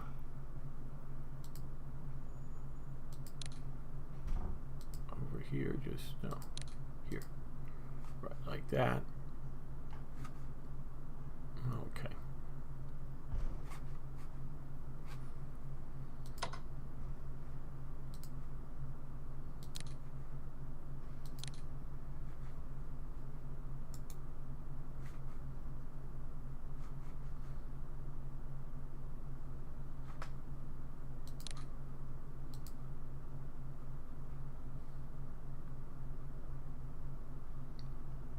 Yes, it looks very good to me.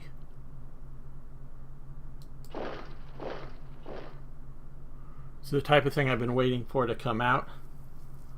And quite honestly, all I've done, and I actually know some of the people who played some of the stuff, some of the videos, but and known in an internet sort of way, but mostly I just watched a couple of videos on YouTube about it. Yeah, I have not, like, the demo or anything, looked into it or gotten any sort of beta or anything like that. Very good. Yeah. If it's better than which I still think, these various total wars that deal with the 18th century Napoleonic stuff are pretty good. I'm not saying they're great, but I'm saying they're pretty good. If it's better than that, yeah, something I want. I want 18th century. Just give me the Jacobite Rising type gameplay options, and I'll be in love completely. But at least any of the good 18th century stuff will be good, and I hope it does well in sales, because how do I put this? And I'm far from a real insider of what is happening with Slytherin and Matrix. I mean, I'm sure I hear about a few things. I'm sure that I do before you guys do, unless you're already somehow in some beta or something, out of Slytherin. And the stuff that I haven't heard anything really recently, that's inside, because I haven't been very active there. Probably next month I'll be streaming again for them. But when I do hear things, I can't talk about it until it's released, or the information's out there, of course. So if I did know anything, I wouldn't be able to say. But I've often pushed for a more, whether pike and shot or 18th century type war games, because everything is old and long in the tooth that's out, or it's Total War, which only has its limited use, especially, so I've definitely wanted a more modern war game like that from them. And if they see things like that succeed, make money,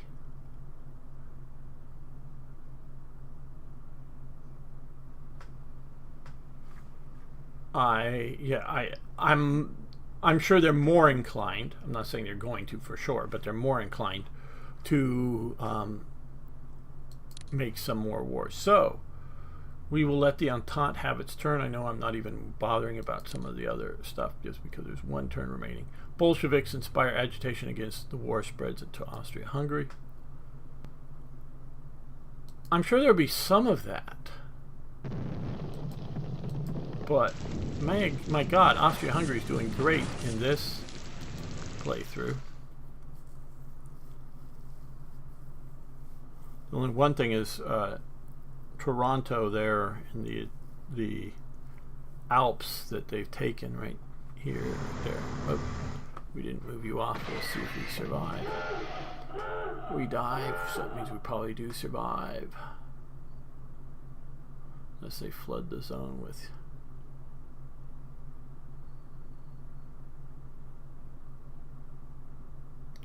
ships.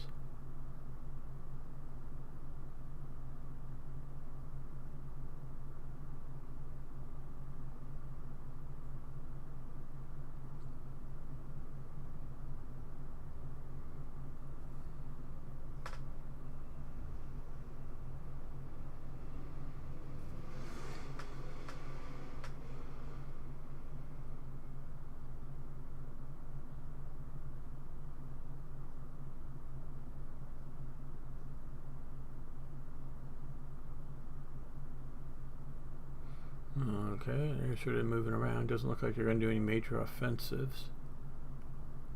Doesn't look like it. We'll see what happens on the Western Front, but... And escorts.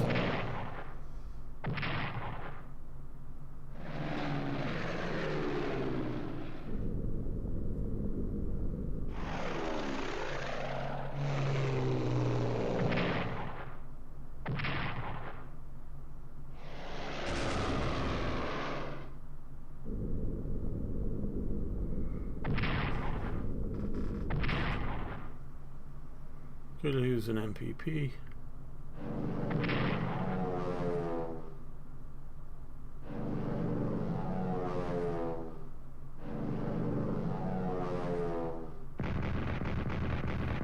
I think we have the one more turn here. Zero. That will be the 0 turn remaining, I think.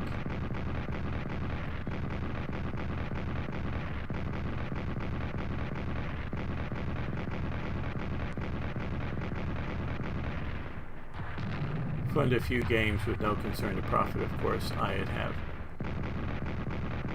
to buy tickets. Yeah, I bought a few lottery tickets in my life, but I don't do so regularly. Yeah, I definitely would want to fund the creation of the great World War II game that I have in my head. Oh, it's heavily influenced by particularly Hearts of Iron 3, but also Hearts of Iron 4. But it would be, in my opinion, so much better than either of those games.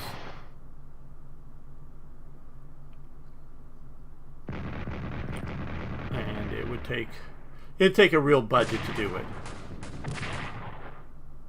Though then of course you see what with Manor Lords, that whole thing, now they have a team, but originally just a guy in his room making the game, and he made such a great game out of it. So yeah, but still and yes, an 18th century game would definitely be also on my list. And yes, mostly because I just want to play it, but I'd be happy that other people play it. And so whether it made money or not would not be my big concern. Now this is, stupid big lottery, not just, oh hey, won a few $1 million. You gotta really do the stupid big outcome kind of thing.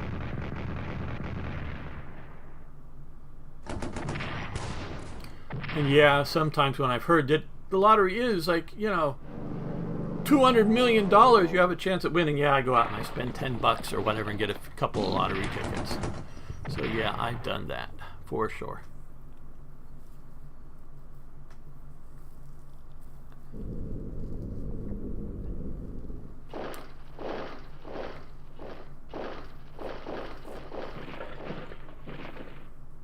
Oh, they've joined up their two areas of control now. The rebels did. Or in the Pacific edition, yes, I would want to win a decent sized pool. Yeah.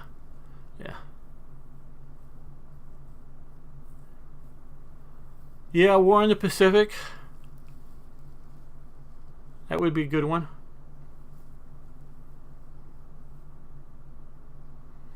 To do.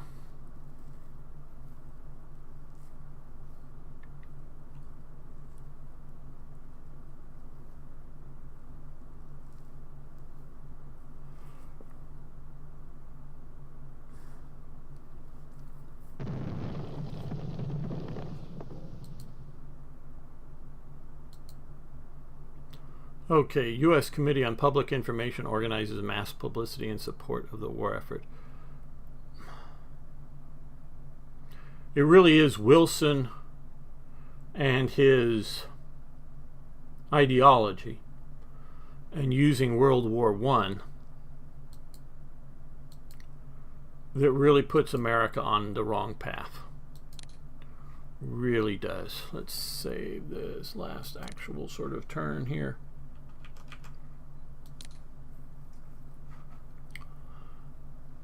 And very much uses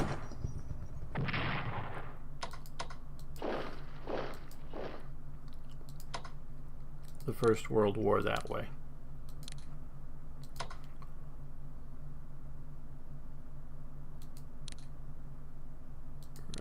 Put you on general use, and we're going to reinforce you to the max. Make sure we do that. Or just go along here, and because I'm not even, because take a hex, kill a unit. I don't know that that's going to really affect the outcome at this point. Win, lose, how big win, how big lose, well, however you want to calculate this. Are you dug in? I don't know. We'll just dig you in here. Yep. Not down here though. I do sort of kind of want to. Okay.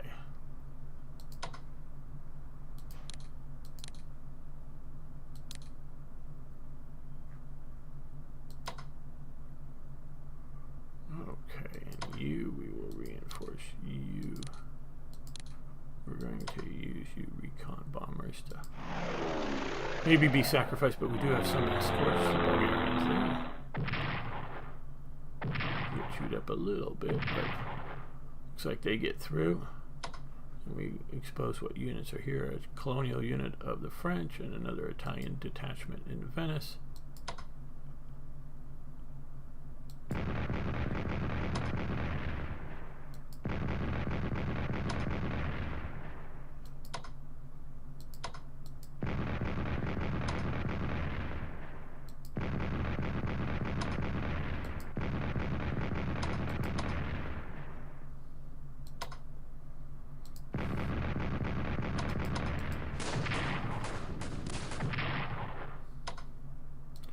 You can fall back to there.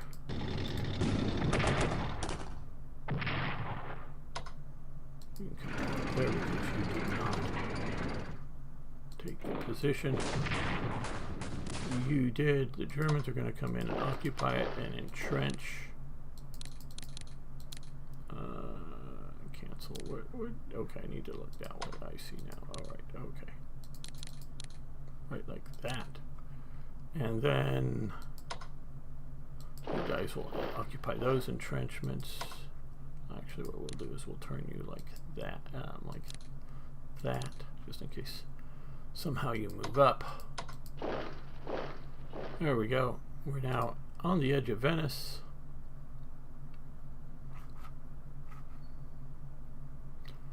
We're not going to do anything about it other than get there. Big sandstorm out here. Let's reinforce that. Yeah, they're all too low on supplies for most. Okay, submarines, we don't need any more losses. Come into port if you're out and about. We're almost there. Hey, Jamnuska. Gamer, hope you are good. I'm doing well. No problem, no problem. You're here for the end to see what the calculated end of this playthrough looks like that I started before I was back streaming. So just as a playthrough for myself. You okay? Yeah, we have a better unit to move in.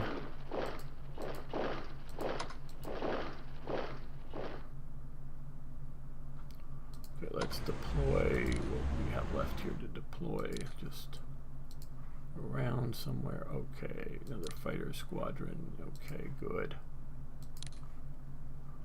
Some of these reorganized corps have come back.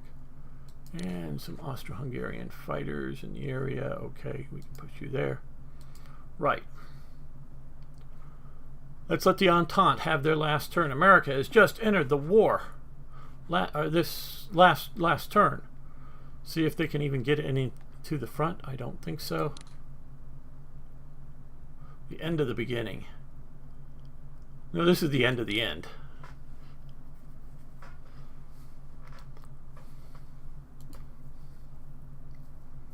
This is final turn. Okay, ground attack weapons. Yes, so we won't. Industrial technology level is increased, but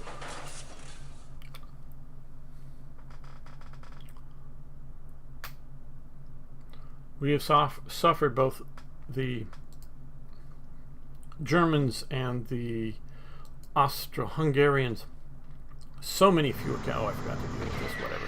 Oh, the American DD showed up. Yeah, cool. So fewer casualties than historically. Except for here, they're going to take out our submarine, which I should have just moved off here. Oh, it makes a big difference. If I was trying to use starting or level 0 or whatever units along this front line, they would get slaughtered by these level 2 units. Okay, they would. And vice versa. So you definitely, hey folk, you definitely need to follow the upgrade. Before this playthrough, I played another playthrough, and I focused very much on both Germany and Austria and building up their armed forces and spending the MPP on it. And sort of mid-game, with the Allies getting to level 1 upgrade, which just there's a 1 instead of a 2. You start out basically 0 or whatever level of upgrades.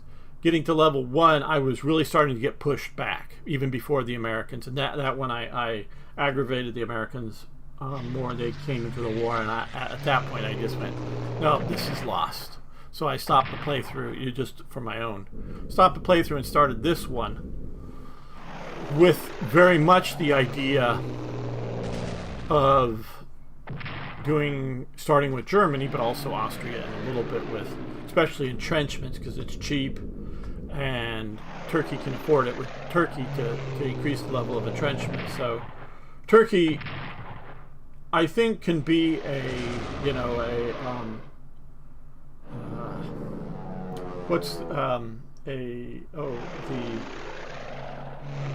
the big bird that flies over the ocean. Albatross around your neck. Is the old sort of metaphor or whatever. Around your neck, if Turkey comes into the game and it collapses, it will wreck morales of Austro-Hungary and Germany and be an actual drain. So in a way, if you don't play Turkey well enough, I think it's actually better to keep Turkey out of the war. But I was able to, as you can see, we're holding Jerusalem easily, and we've lost Iraq, but that's the only really big area we lost. We did until we pushed the Russia out of the war. We did lose a couple of major cities in very eastern Turkey to the Russians, but they were stymied and couldn't push any deeper in. So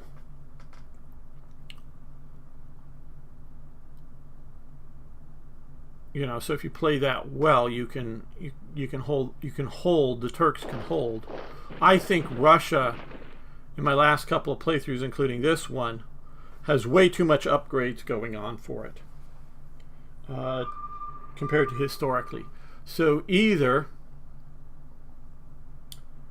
Russia gets too much MPP, either granted by the Allies, meaning, and it's not necessarily that I think the Allies wouldn't have given more aid, and I'm including America in that, especially even prior to it getting in the war, and that sold hundreds of thousands of rifles and other things, and millions and millions of rounds of ammunition to the Russians. The Americans did before it enters the war. The Entente. Okay, now this is saying an Entente minor victory. We got more kills than they do. They've got more resources than we do. Now, this is because the Americans are in. I wonder how this would be. And the Americans came in just literally last 2 turns. Now, yes, that would have an effect if we continue to grind the war away. Or even set up a peace there. Map-controlled MPPs, they're a bit more, again, because America just showed up in it. Our national morale is better than theirs. Especially like Italy and France is pretty low. And Russia's gone. Victory positions, we have 30%, they have 70%. So they've got this. Now, let's take a look here. Okay, so France, if we look in the rear, they have a similar problem that we do in that they can't get all their artillery to the front. I mean, that one and that one, and, well, no, these 3 are not on the front. That's far enough, or that's close enough that if it wants to fire, those are enough on the front that they can fire. But they're a little stronger in here than I thought. But there's also a capability. I don't know how much more the Allies could ship to Russia than they did, in the sense of, did they have enough ships to do it? Because, folks, you got to remember, this is America super industry. America's ramping up its industry that then comes to full fruition in World War II. This is the America really building up its industry for World War I, even before it gets into the war, because the armaments industry is making all kinds of sales, mainly, of course, to the Entente, just because of ability to interact with it, meaning sea lanes open and that kind of thing. There's definitely a lot of pro-English sentiment, but there's also a lot of anti-English sentiment in America. You have a lot of Americans still remember both the American Revolution and the War of 1812 and weren't terribly pleased with the British. Admiral King, who's an admiral in World War II, God Emperor of the American Navy in World War II, has a very anti-British attitude, and that's partially coming from his interactions with the British, trying to work with them in World War I and their arrogance. But also some of it comes again from previous wars. And the fairly large Irish population, though they are definitely not what they become in generations after it, in that they're not heavily at this time, in very early 20th century, as much in the halls of power. They're still more of a lower class in their mass. Nowadays, of course, it's no longer no dogs are Irish allowed in pubs or whatever. It's no longer an anti-Irish or anti-Catholic world that it was back then, and it's sort of both Irish and anti-Catholic are both the sort of reasons for keeping them out of power. But so there's a fair amount of anti-British, anti-English sentiment at the time in America, but it's not heavy. But there isn't a heavy anti-German. There's been a lot of German migration to America, as well as people oppressed by Germans coming in too. So it's no foregone conclusion that America is going to join on the British side, but they're really ramping up their industry. But also other sectors of the American economy are booming. The agricultural sector is booming at this time because all of these Frenchmen, and to a point the British soldiers, but the Frenchmen heavily, are all fighting the war. So it's the old. It's like in you look at Britain in World War II. It's the old dudes and the women are out trying to do the farming. So American agriculture is selling massive amounts of food to the Entente, and that's one of the reasons we have a very short but very heavy depression after World War One. Right after, I forget the exact years. Partially, it may also be the influenza strike that's coming through not just America but the Western world. But it's because a lot of farmers go, hey, I'm making, so much more. I can afford a tractor. And so they go out and buy things on credit. Mostly, I don't think, sports cars are the equivalent back then. I think it's investing in farming. But the market price plummets. Partially, yes, because of the influenza, in that there's a lot less people needing to eat, especially in Europe. And even though the wars ended, these nations are sort of broke and they don't have more money to buy food, and they're able to go back and grow more food themselves, so that these farmers can't pay off the loans for the improved equipment, and all that feeds into the depression that happens. It's just like a 6 months to a year or something depression, but it's really terrible for that short period of time. Hoover knows how to get out of the depression and gets it out very quickly, unlike FDR, who never lets you use the Democratic term, never let a tragedy go to waste. Always find a way to use the tragedy to further your political goals. That's the Democrat strategy. Let's see, okay. Does France have 2 railroad cannons? Yes, it does have 2 railroad cannons right here.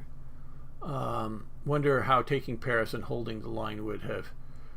It would have changed it, but I did push, and obviously you can see here, I got a nice straight line, so I totally got, because they held up in here in World War One. I pushed out Boulogne, which would definitely reduce, as well as Calais and Ostend and other ports that may not be major ports, maybe to the point at this point, this time getting more fishing ports than proper trade ports, but they still allowed a certain amount of supplies to flow in. So Boulogne really wasn't this big of because its number of piers pointing in sort of gives you the size, because you can see some of these get maybe a bit smaller, I don't know.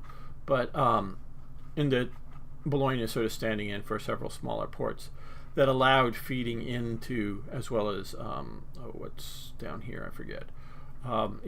Feeding into the front, to the front is here, that now has to shift back to Le Havre or Cherbourg to get English, soldiers and supplies coming in. So this is a real extension. Now, because I played this game sort of passive-aggressive instead of maybe pushing hard, and I very much made sure that we didn't have a significant pushback on the Eastern Front, both for the Germans as well as the Austrians, because although I think I lost this one briefly, I held on to the oil and I held on to Lemberg and down here from a Russian push. So I sort of held in the east strongly, that kept me from going to Paris.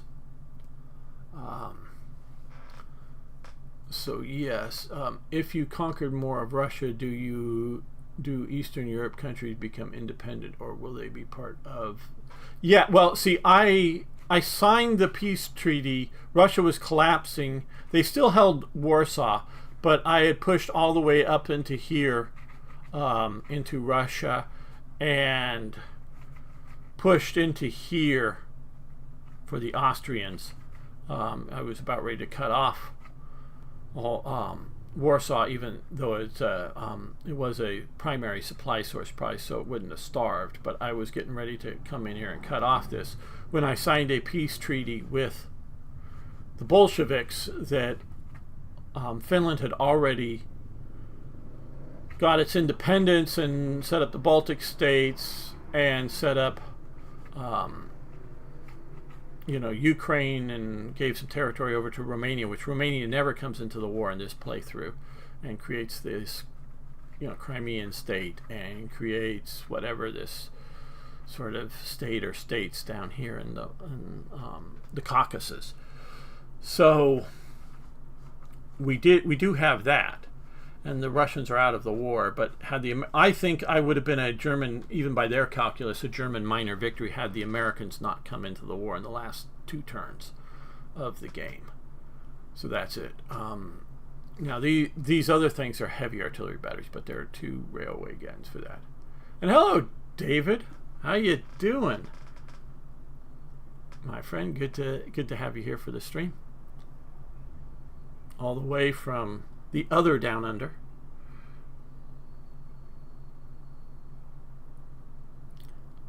So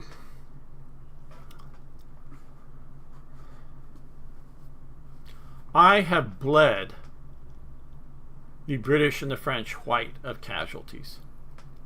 They may have the MPP to replace the units. Okay, well, and I'm almost done for the stream as well.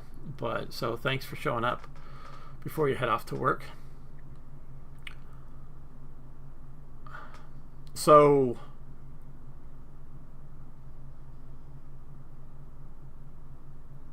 I look at this as being and especially if you look at my MPP totals here, well, it's sort of showing, Germany and Austria-Hungary is very high. And yes, we have America entering the war, most assuredly, and Russia's gone. That's Serbia. Serbia's gone, but Russia here is gone as well. So, because it's Bolshevik now, it's no longer Imperial Russia. So I think I would have much stronger military situation. I've been able to build tanks. Could I, in theory, purchase more? I don't know. We do that. I don't know if I get another tank corps for Germany. But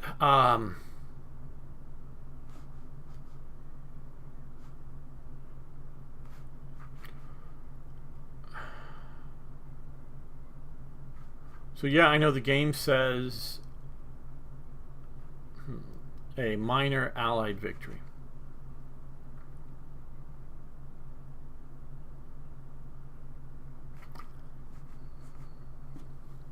If, shall we say, both the Allies and Germany come to their senses at this point, where really, of course, historically, Germany is defeated on the battlefield, and they can't continue to resist, and they're also defeated in the home front in that the people are starving. And now getting Ukraine definitely helps. Yes, 3-1 in kills. Yes, so that's what I'm saying. So the lack of dead bodies on the Central Power side, I want to say the Axis, but the Central Power side, and the large number of dead bodies on the Entente side, I think we could negotiate a peace that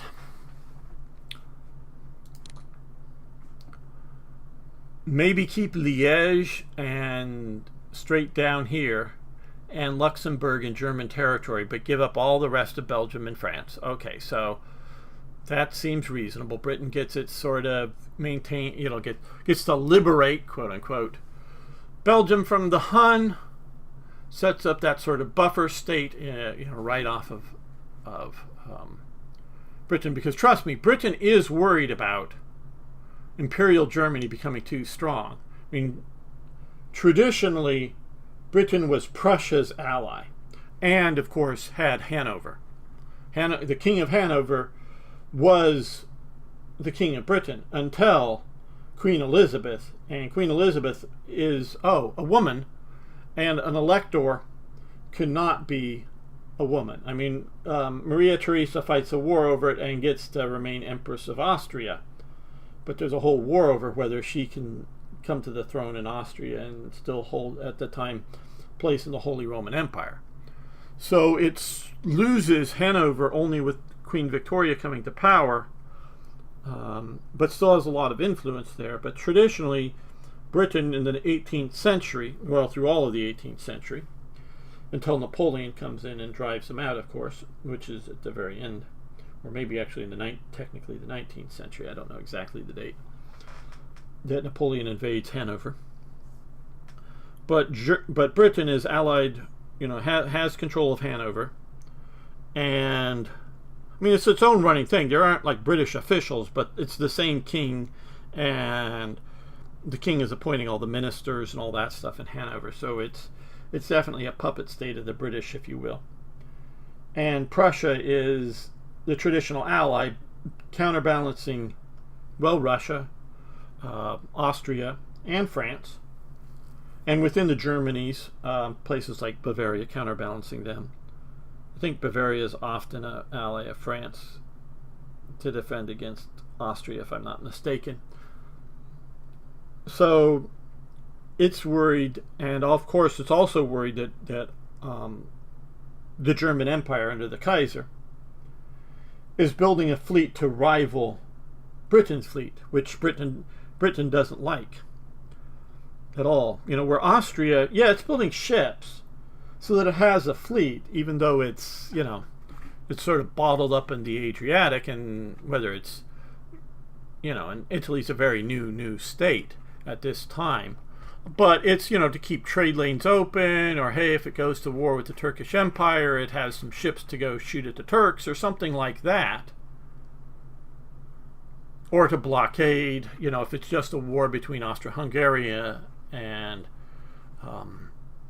some of the Baltic states, it has some ships. It's not trying to be a big dominant naval power. So had the German Kaiser only built fleets to sort of protect its coastline, jumping around a little bit too much, protect its coastline and battle the Russians in the Baltic, well, then Britain might not have been so worried about Germany and decided that it needed to enter World War I as opposing it.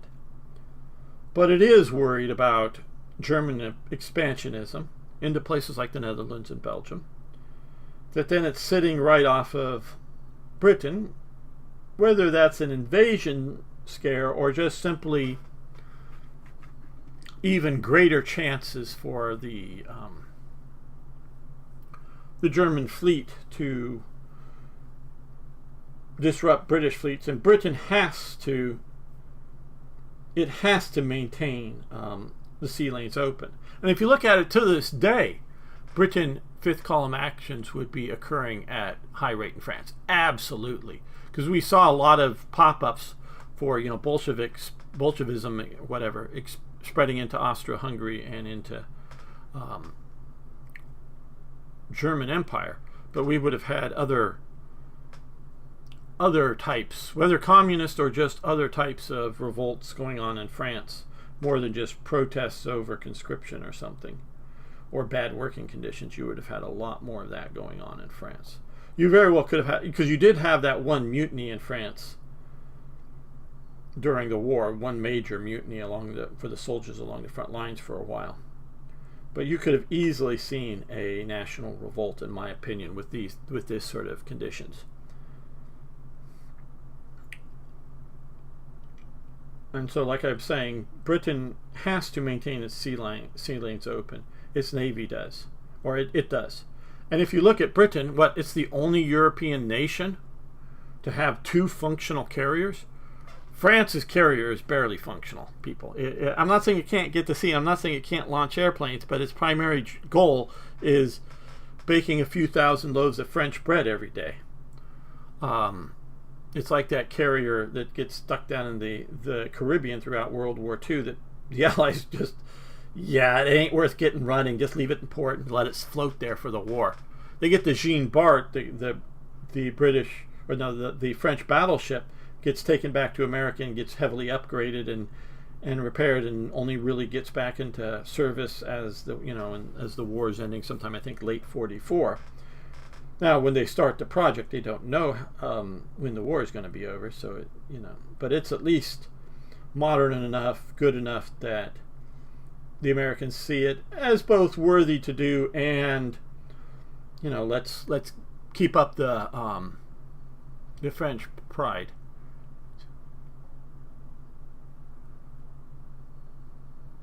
Yes, if Germany had done a qualitative arms race on ships instead of a quality race, they would have been forced to switch sides, not forced the change. I mean, yes, I think if Germany had plotted the right course, because you still have Russian expansionism into the Baltic, into wanting to expand. They've coveted trying to get a hold of Malta, wanting to have a fleet somewhere in the Mediterranean. There's definitely Russian expansionism, attempts into Persia, which, we can barely see some British India over here. That's still India, not Pakistan at this time. And Russian interference into the west of China, into Port Arthur. That's why Japan is such an ally, or Britain allies so heavily with Japan. Japan is doing it because obviously it's seeing Russia as the big threat. And Britain's going, well, yeah, Russia's the big threat, but also the threat to our economy in the colonies. So having Prussia or a German empire that's strong enough to oppose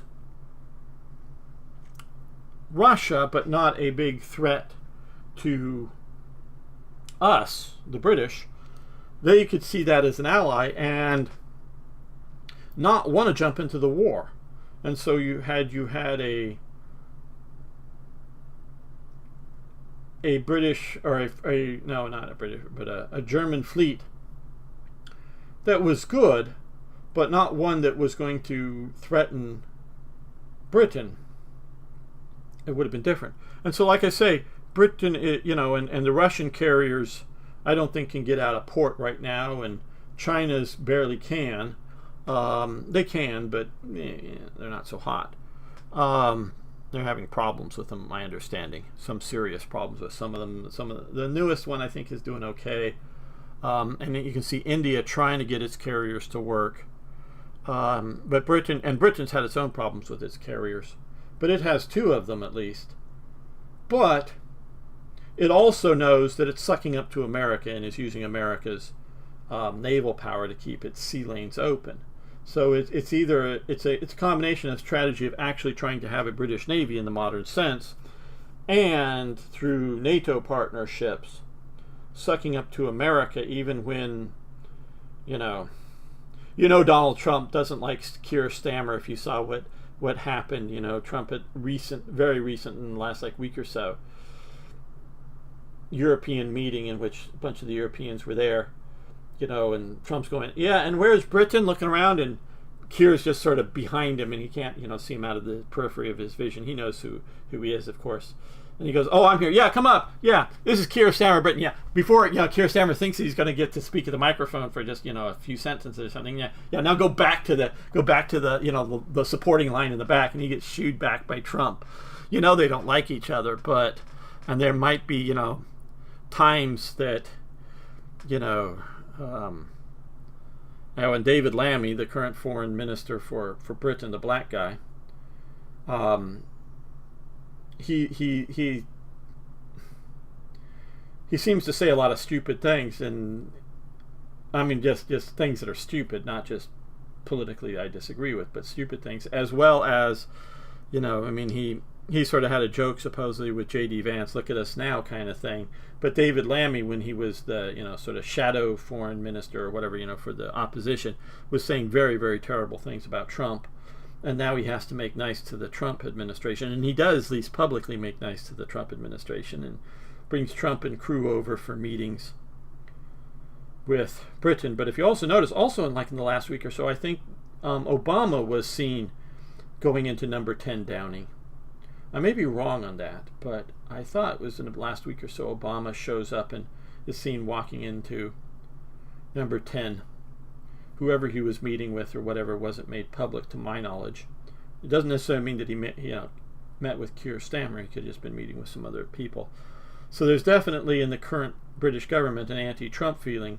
But even with all of that, And I know there's been, especially if you look back, 6-8 months ago, all gloom and doom, and Trump and NATO, and even from some other should have been more sensible thinkers. We're all we're dissing our allies. We're making so much trouble for our allies, and it's better fighting with allies than fighting against allies.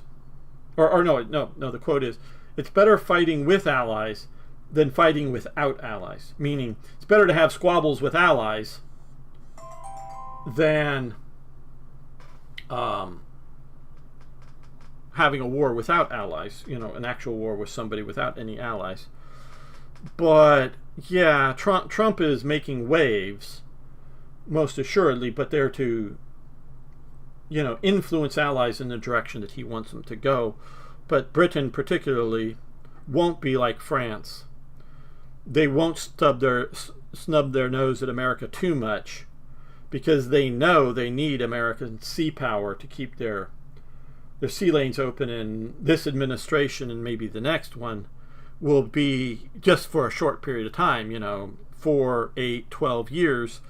And probably after 12 years from now, there's likely to be a Democrat in the presidency again, or a much more moderate Republican may come in, or something like that. And so, yeah, the long-term relationship is much, much more important than we hate Trump. Yeah, David Fletching is saying Lammy is dumb. Yeah, I mean, he's just dumb. Obama, the selfie president, yes, and he's continuing. You would need the next upcoming Bismarck to have the Germans come out ahead of World War I era, yes. So, yeah, it's, so Britain feels absolutely heavily threatened. Even if the Kaiser's a nice dude, obviously ends up at war with, they're all cousins. All the, King Emperor of Britain, Emperor of India, but King of Britain, the Kaiser of the German Empire, and the Tsar of the Russias are all first cousins. I mean, they all have the same grandmother, Queen Victoria. They're not even second or third cousins or some sort of distant relation. You look at their faces and you can see how closely genetically related those three gentlemen are. And I think personally they sort of got along with each other, but they have strategic interests in their nation that do end up having them go to war. Like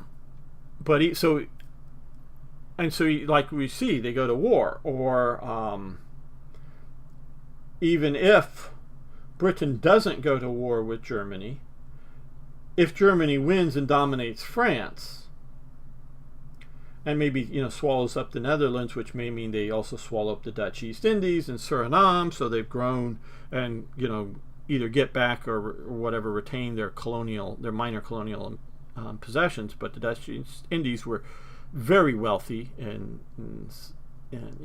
trade and whatnot for the Dutch, but would have been so for the Germans, which would have mean German battleships and much more, heading out around the seas, and not just a few, cruisers out there or whatever that they had to sort of enforce their Pacific and other bits of the empire in the Indian Ocean kind of thing, in Tanganyika and whatnot. That it would have been a serious threat, had they come to dominate the situation in Europe, on the continent, and having this fleet. So that brings Britain into the war, and yeah, I would have to agree with some of the people now that I've looked into it more, as well as some of the various viewers and other people have talked to me about over the recent years in World War I, that Britain probably would have entered the war even if Germany doesn't declare war on Belgium and goes into Belgium, or invades Belgium. They don't declare war. They just want to march through Belgium, but Belgium decides to fight. Like I say, unlike Mexico, who doesn't fight when we invade Mexico to hunt Pancho Villa, because we're there to hunt Pancho Villa and not take away Mexican territory or harm standard Mexican lives. And so their army just watches us march by them in several situations, because we're hunting Pancho Villa, under Pershing. It's a real serious expedition, strong enough that the Mexican, it's not like just a few people that are going down there to try to arrest him or something. I mean, like a few hundred people that the Mexican army could go, yeah, we 5,000 soldiers, say you 200 go home. No, it's a real, fairly strong invasion. And even if it isn't strong enough to really defeat the Mexican army, if it wants to fight, Mexico knows that we could raise an army to come down and fight them if they, if they do sort of fight us and go to war. The actual state of government of Mexico, not just us fighting some bandits. George V, yes. And so, yeah. Okay, so looking at this in my analysis. Okay, this isn't Kaiserreich, the game, great game, that you see for Hearts of Iron. I've only played the Hearts of Iron 4 version of it, in which postulates that Germany has a very strong victory in World War I, and I call it the wild and crazy world of Kaiserreich because it is sort of crazy as well. This isn't that sort of victory, but it's like, okay, grab up some of Eastern, maybe Liège, and some of Eastern Belgium, or maybe not Liège, but along this canal down through here or something, this river, and Luxembourg, maybe knock off a couple of these hexes of France, and just sort of get that in here, negotiate that, even though the Italians were able to, because Taranto, or however you pronounce this one, versus Trieste, and there's also a Toronto and whatever, which is down here, Taranto, whatever. Even though they did get that, we did finally push past the the Caporetto front that was back and forth here. Push into here. I'm about ready to take Venice. Give me a few more turns and I would have had Venice.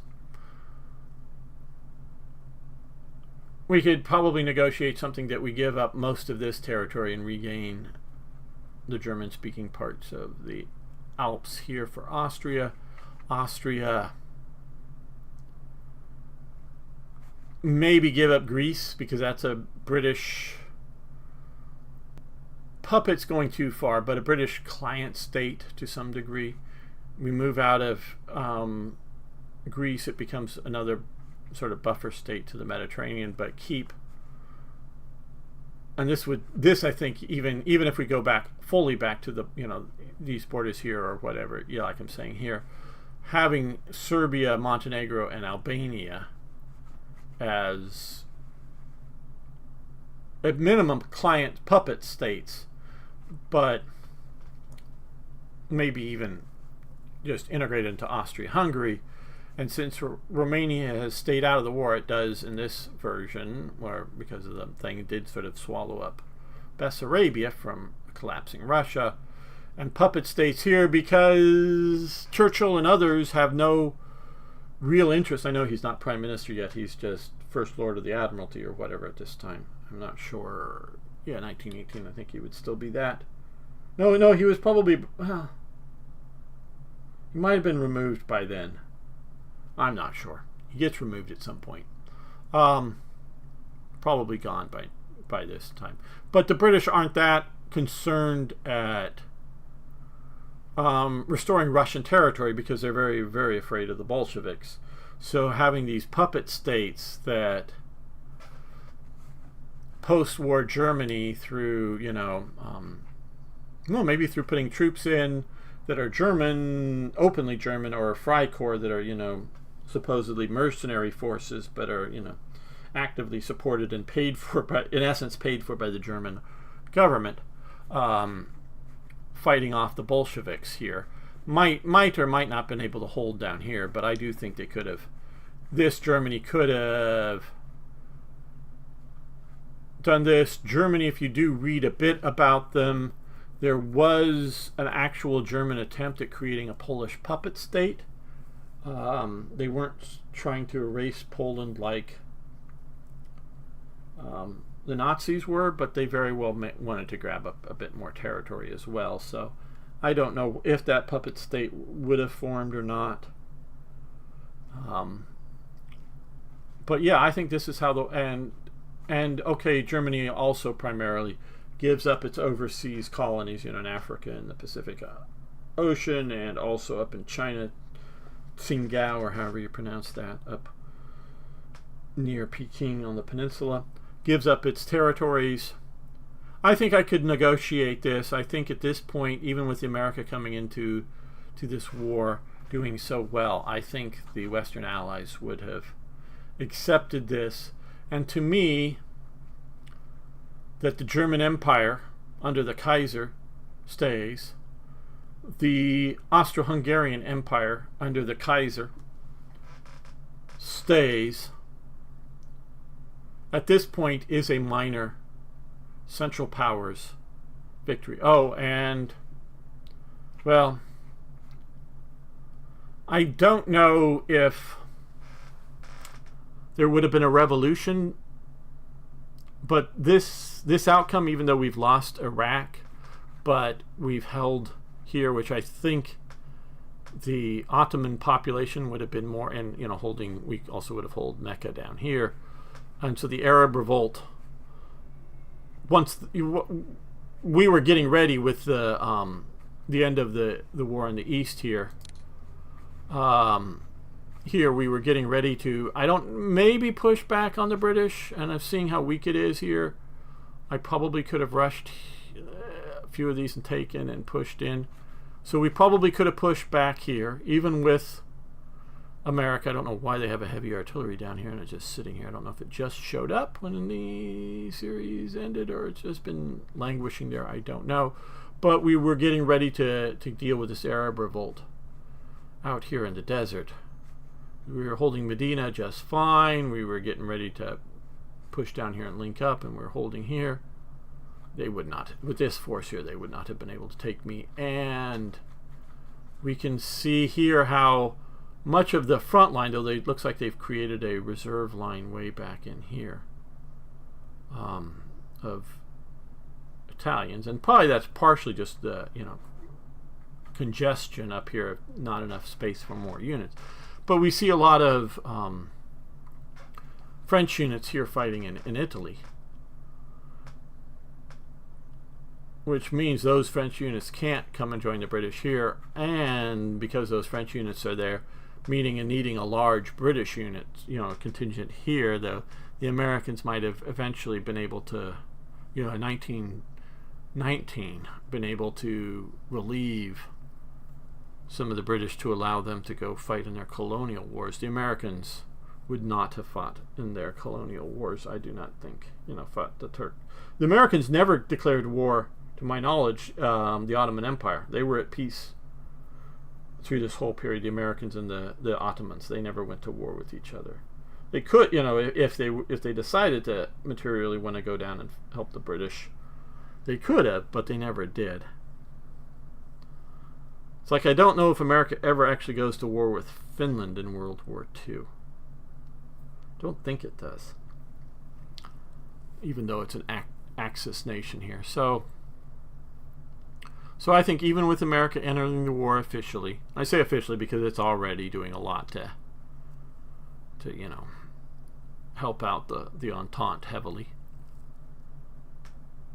that I think I could have negotiated a settlement, just because, like you say, there would have been lots of revolts, a fifth column kind of thing going on in France, a lot of dissension among the troops of what are we fighting for.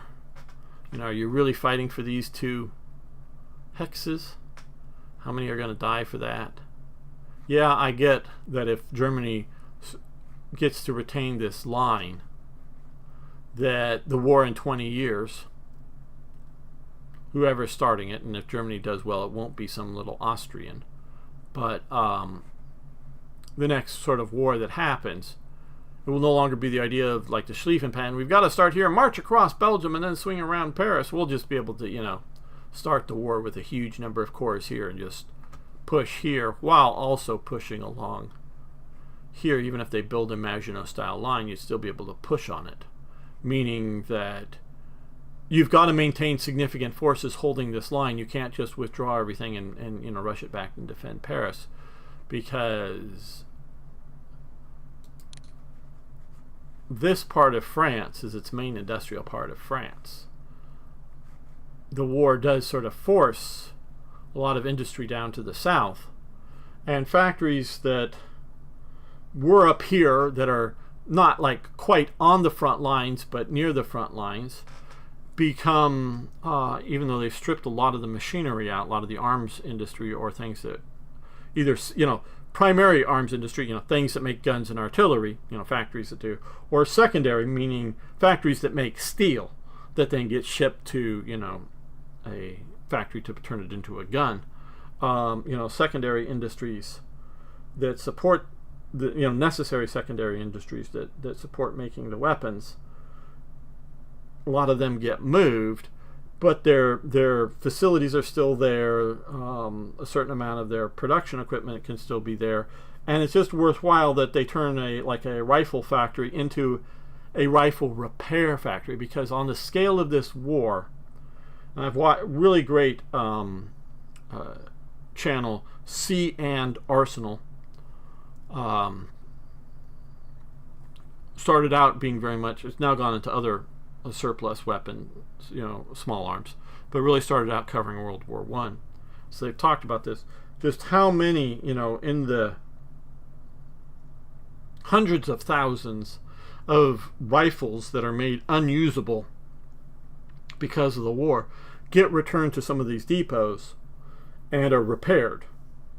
Stock's broken, or just even the idea that when you're near enough to a artillery blast, that a wooden rifle stock will get a bunch of razor sharp pieces of metal in it. And it's probably killed the guy who's used it, but that rifle, the barrel and the action may be just fine, but you got all these, sharp pieces of metal in the wood, so you want to pull that stock off and put it in a new wooden stock, and then you get that rifle going. So the consumption levels are so great that you want to return these to the field. So they set up things like, serious repair facilities in some of these industrial centers that had been gutted of much of its, production capability.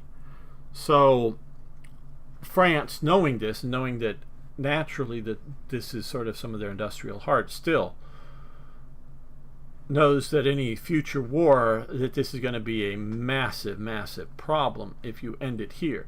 But like I'm saying is, if Brussels and Antwerp and whatnot are returned, at minimum this line here along this river, whichever I think this is the Albert Canal, I don't know, but one of these lines here, either here or here, if it gets, the border gets returned to there, that would seriously help the French defense, and they're in such a bad position here in this playthrough that I think they would have been willing to negotiate. So I would say anything that keeps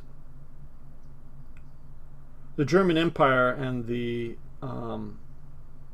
Habsburg Empire, if you will, the Austro-Hungarian Empire, in reasonable tact, and I don't mean not losing a hex or two here or there, but I mean institutionally going,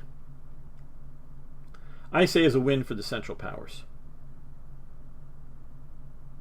at this point. So I want to thank David, Turinlow, Machiavelli, Dutov, Arno, Folk, Jamnuska, for coming and hanging out with me today. Oh, and Turinlow, and Arno, if I didn't say, and Sing. I know Sing's gone, but yes, thank you for hanging out with me today and many other days. I should be back next week. I'm still in the process of moving, and I'm moving the week after next. So I think next Saturday we'll be streaming, but I don't know. I mean, I'm streaming tomorrow, Sunday, so I had an internet hiccup problem that I had to fix before this stream. So if everything works right, I'll be back tomorrow with War Thunder. You guys are welcome to join me, either playing and or just watching. War Thunder tomorrow, but we'll have to see. Probably next weekend streaming. I don't know if Manor Lords or if I use something else, maybe, I don't know. And then I'll be in Arizona and whatnot, so I'll be at least streaming there for a while on Saturdays and Sundays. I am considering, well, I'm planning on it sometime. I'm sorry, folks. ending most Saturday and Sunday streams. But I'm planning on moving to other days and continue streaming for Slitherine. It's just so many things are going to be happening on Saturdays and Sundays that because I'm one of the sports I want to take up, and I do look at it as sport, is cowboy action shooting. You shoot 2 6 guns, the Colt single action style guns or some of the other style guns, lever action rifle and pistol caliber, and a shotgun. I want to do that, and that I think they shoot those mostly on Sundays. There's lots of gun shows and other things going on, as well as other gun matches that I want to do. So I just don't know if Sundays and Saturdays are, I'm not saying never again on, I'm going for a little while because it's going to take a while to get that stuff ramped up after moving. But I'm just sort of letting you know, midterm, long-term-ish, I'll be, if I have nothing particular to do, an event to go to on a Saturday or Sunday morning, I would be happy to stream. But I'm looking at whether during the day or in the evening, adding a stream sort of midweek. I know a lot of you guys either work or go to school, so you're not necessarily available. Though maybe something that would be sort of in your evening post-work time that would sort of be afternoons for me. That would be, maybe I'll work something that out that'll be sort of evenings post-work, post-school for Europeans, but not too late, that they're having to stay up till 2 in the morning or something. So I may work something like that out into the future. Thanks, Turn Low. I will hopefully have a very well rest of my day. So just letting you know that that's sort of the plans for the future. And I just say this because it may be I'll still one Saturday or 2 Saturdays a month still stream, but it won't be. I don't want to give up some of the other stuff if there's more fun things to go do for me. So that's sort of it. So again, thank you all. Really enjoy it. I think you can tell I love hanging out with you guys. So I don't want to give that up, but things will have to be changing. So thanks a lot. See you guys. See you tomorrow.